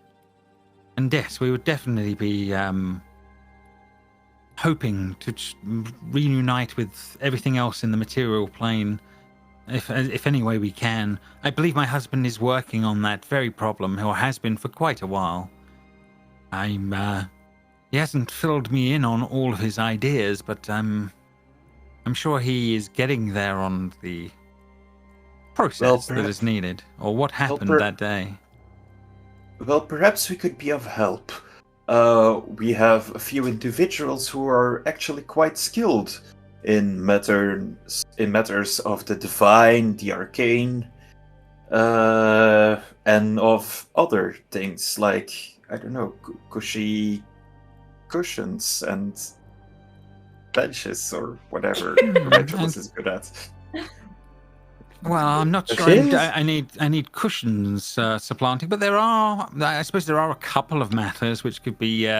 Could use a skillful hand around the place outside of the family, if that makes sense. I mean, there are a few trifles of things that, if you're willing to undertake them, they would greatly aid our family and help us in the long run. And I'm sure they would get the attention of my husband if they were to be achieved. If you're interested, of course. Can I insight check that to see if she's lying? Oh, yeah, absolutely. You can definitely make an insight check. All right. Yeah, she's just making us do her gopher work so that... And has no intention. Son of a... I swear to Are you kidding me? Any sort of fact-finding thing we roll is just crap. Okay. Yeah, her pluses bring it above her. Yeah, she's just hard to read, unfortunately. Yeah. It's the mask. It's the mask. Yeah, absolutely on that one. Espen has been sitting in the back, and he's been quiet the entire time. This is the same lady that would have been here before, right? Yes, she would have technically would have been around as that's going on, although you don't recognize the mask and all of this going on. It's creepy. Yeah, the creepy get-up aside, Espen just doesn't want to get on her radar. He's just remembers how the Covenarses were, and just he's fine with not really making himself known more than he has to. But yeah, she's trying to figure out if you guys are interested in helping in that respect, to then gain favor to see her husband, is basically what she's trying and implying. She says, I have a couple of jobs here that would be, yes, it would be very handy if they were dealt with. There seems to be some... Yes, Bob. Yes, boss, yeah. Take down whatever the nice lady says, and we will do our best to help you with these tasks as well as we can. After all, I am in service to the Corvinaris family, both current and potentially the remaining heir in the material plane. No, I'm here. Oh, you mean when we get back to the material plane? And you are, sir? She says as she sort of looks around at you, Regulus. Oh, I'm Regulus Corvinaris, so I'm the heir to the household. She stares. She gets up and will move over to you, Regulus. And whoa. Yeah. As this is all going on, fanning her face as she sort of is looking at you intently as she goes on. Hello. My, you do have a countenance. You look very much like Darius in some ways. Oh yes, I have just been told this also. I've never seen who this possibly could be. Indeed. But, you do have a look. And she's sort of she's trying to work this out on that front. How old are you, boy? Don't know. This is one thing I didn't actually think about. That's all right. Should we? 36. Fair enough. As you say the number, and she's like, And who do you claim to be your father? His name, James. You're going to claim her husband Kryn as your father in the moment. Kryn, that's the boy, isn't it? And well, it's none other than you. And I sort of step back a little bit. And it's like, well, my father is Kryn. I believe you know him. My husband? Yes, I do know yes. him. Very well. But I think it was before your time. I think, maybe. Perhaps. Maybe not. If you'll just excuse me, I'm just going to sneak by you. He's very awkward. He's just going to move over to this seat over here and sit down. Fair enough. I feel no awkwardness about any of this. This is nothing to do with me. It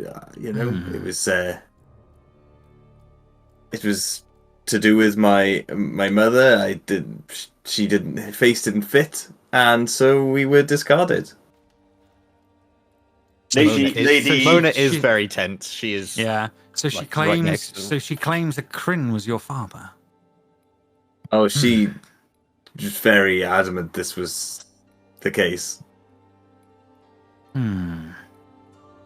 Lady Valesen, I know this might be a little bit of a shock to you.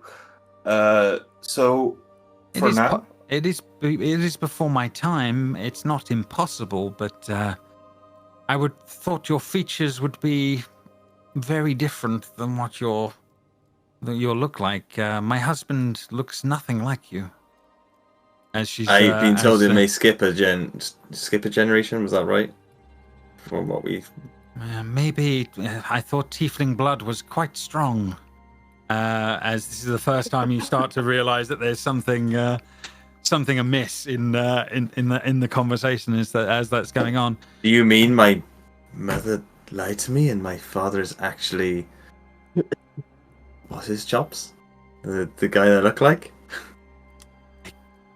I don't know. Maybe she's trying to put it together, and it says, I mean, you look, or maybe you look remarkably like him. Maybe Kryn also sold his soul to become more fiendish. He has been what he is all his life. Did I know that Kryn was a tiefling? I don't know if you ever met. I don't think you ever met the head of the house, Espen, to know that one, if that makes sense. But no, that's fair. I'm just like, I'm pretty sure I would have mentioned this had I had knowledge of it. Yeah, so. No, fair enough. I've been playing it that you've seen some of them, but yeah, I've kept that one under wraps. I've seen the help, and that makes sense that maybe I've had very little, if any, interaction. But she looks at you, Regulus, and sort of says, "Well, maybe Darius had more dalliances than we were aware of. It's not impossible. Maybe this Darius lied about his name to my mother. Despicable using his own son's name, but maybe. I mean, if the shoe fits," she says, looking at you. And by the do you have a picture of him? Or, I've never seen the bloke. You could look into a mirror, and you would be almost the exact version of him as a younger man. It is quite strange, but makes more sense to me than your initial ideas. Maybe your mother was, misunderstanding in this matter. As she sort of... My mother would never lie to me, but I'm not suggesting that she would. I'm more that she may not have had the whole story. And she sort of... It feels like she's more comfortable with the idea of where she thinks you fit into this possible family, as this is all. So it would seem that my claim to the house is stronger than ever. Then, if that's the case, she looks at you with tight eyes in the moment and says, "Maybe, Milton, is it? Was there enough proof of his lineage? I mean, clearly we're already starting to see gaps and holes in his in his possible stories that he's been told, could there be a failure in some of the knowledge of your company? Well, surely if he was Darius's son, then It's Kryn possible. would still be the firstborn, so... Oh, indeed.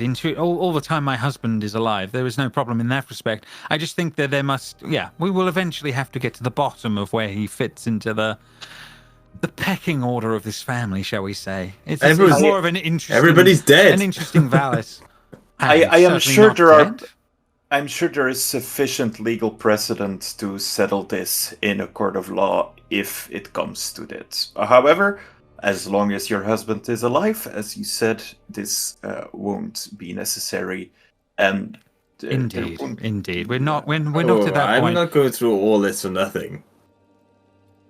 If you're part of this family, I imagine that there will still be a place for you within it if we can all figure out how we can integrate things or free ourselves from the shadow plane. Yes, you might become the fun Uncle Regulus. No, I won't be the fun rich uncle. I mean, well, I'm sure there would be space in the estate for an interesting young man of Darius's dalliances, shall we say? But we're not at that point. But it's certainly something that we can discuss at a later date. I would be more than happy to once we are freed from this place. Well, a new space in the garden did just free itself up on the material plane. She sort of like, you don't mean the tree, you mean something else. But I mean the house that imploded. Oh, well, that is interesting and rather strange. But we'll have to fill in. You'll have to fill me in on more of that. But anyway, I suppose the first thing is we need to get my husband interested in meeting you all. He's been tougher to get to that point lately, but I'm sure if you're willing to help out with these few little things around the house, I'm pretty sure that with a good word from me and having a discussion about one of you possibly being a family member as well, he may be more interested. There's basically, we have been having some problems with, I could say, some invasive wraiths that seem to be causing our servants to become quite unruly around here at the moment. And then there's a matter of clearing out the dance hall. We've had some lingering guests who haven't been able to. We haven't been able to convince them to leave for an excessive amount of time. But if you were willing to look into one of these, I'm sure I could persuade my husband to partake of a meeting. Surely some point your shortly. husband would want to meet his son/brother. That sounds very wrong. He will certainly be interested in that at some point. But I'm sure with a bit more favor curried, he would be far more interested. Or I can go now and ask him as things are, and you can take your chances, but that's up to you. I won't stop you either way. Oh, please. I think it will be better if we approach him while he is he looks as favorable as possible at us. Yes, you see, Sir Milton, you are absolutely on the right lines. The more you can do to improve your chances with him, the better. Oh, please, it's not Sir Milton. It's Milton Esquire. Thank you. No problem, Esquire. I am not knighted. You don't have to say sir. Fair enough. Well, I will say that, if you're willing to do these things, but I would be remiss if I didn't point it out at this point. We strive to maintain a certain level of order in the estate. And that it would be, whilst you're trying to deal with these sort of tasks, I would ask you to try and endeavor to not detract from that order if you can. I would prefer if you try to expel the problems without causing too much, how shall we say, collateral damage with dealing with these things, for example. I'm sure you understand. We need to try and keep order within the house, such as it is.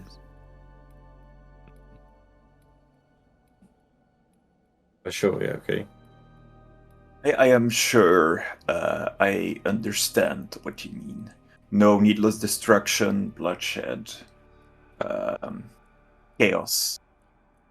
Very well. Then I would suggest that the wraiths would be harder to track down, but the guests in the dance hall are an obvious choice. I could have us let you into the room and let you deal with the problems and see how you get on. Would you be willing? Well, it has been a while since I have let these dance legs go for a little spin. I don't think they're implying you actually dance, Milton. Well, that's disappointing. Well, that would be. We can have a extremely little fun. We can have a little fun, can't we? Absolutely, you can. When you're attempting to do things, wild knees, whatever fun you can find in this place, make the most of it. There should still be music, at least, she says as this is all going on. Gives you a wry smile. Just. Well, I don't know about any of you, but getting rid of unwanted guests is my specialty. So, shall we? Interesting. And she sort of nods at you as this is all going on, and she will clap her hands for Usk to make him come back into the room, and she says, Usk, they are willing to deal with our problems in the dance hall. If you're willing to lead them over that way and make sure that you allow them in and see how they get on. Espen hates himself for it, but he's going to say, I'm sorry, my lady, but the endeavors that we went through with the tree and the retrieving of your head gardener's instruments, we have been through quite an ordeal today. Is there any way that we can rest and perhaps tackle the issues fresh in the morning? I suppose we could allow you into the kitchen quarters area, and you guys could rest there. That's an offer that's not the greatest in the world, but it's something, Espen. If that in the moment, if that makes sense. Espen looks to the others. Says that acceptable. Astra's nodding. If we are dealing with wraiths and unwanted guests that could maybe become unruly, I would like to be able to heal more than I can currently now. I'm rather exhausted. Well, they did specifically say that they required us to do this as quietly as possible, so without unnecessary bloodshed and destruction. So I'm sure your healing won't be. Well, I'm not gonna say not necessary, but not quite as. I would also point out that the longer we stay here, the more we're changing. Remember that. That is also a good point, yes. Yeah, I mean, look at I've got darkened skin and everything, and darkened clothes. It's gross. Look at the clothes. These were fresh. Yes, that was peculiar. I thought maybe that it wasn't affecting you because you were a Corvinaris like them, but it seems like now it suddenly has, which is peculiar. Yeah, that's what I thought first as well. I want to insight check him. But it seems that we're not native to this place. Mona is like, her eyes are just squinted, like just staring out into space, like a. Yeah, I'm insight checking because building fair on Espen being like, what's high? But yeah, is it high enough? Yeah. Let's see. So you don't see. You don't know.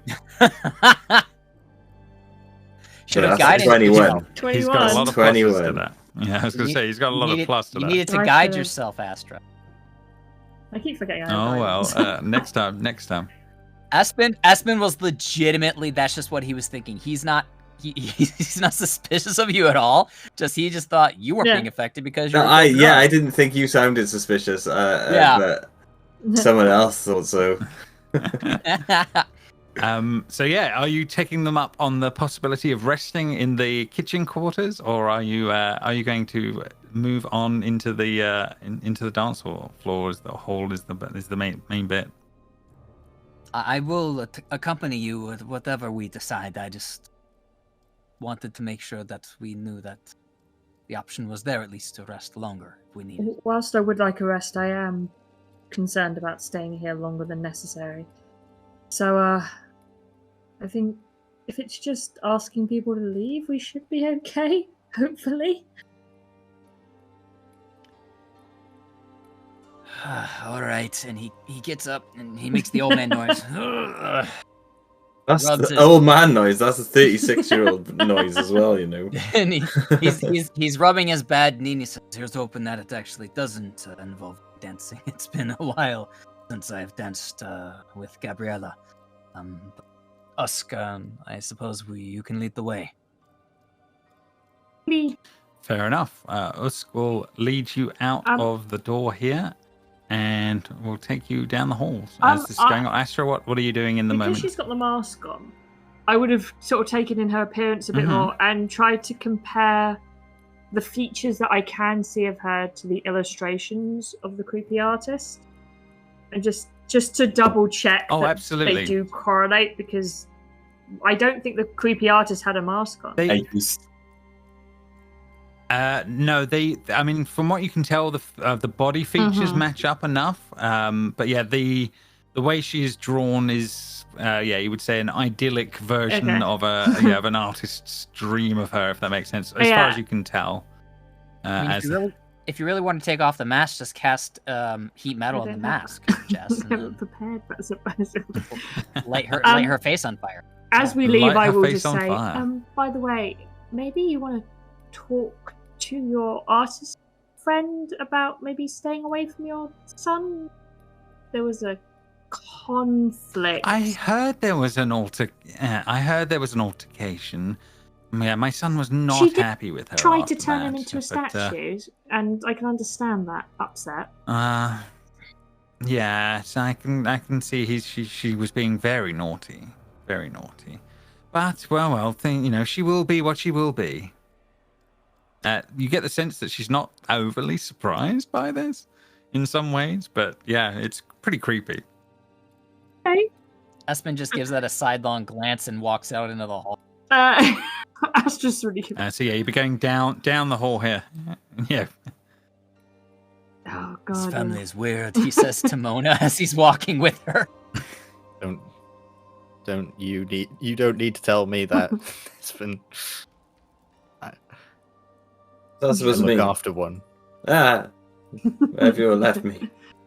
Stay with your stepmom. Yeah. Just left with your stepmom. Step-sister-in-law. Yeah. Sister-in-law, yeah. Just be sister-in-law. But I already said stepsister. Yeah. Had to commit. So follow through. So Usk unlocks this door for you guys and will open it up and allow you into the dance room as this is all going on.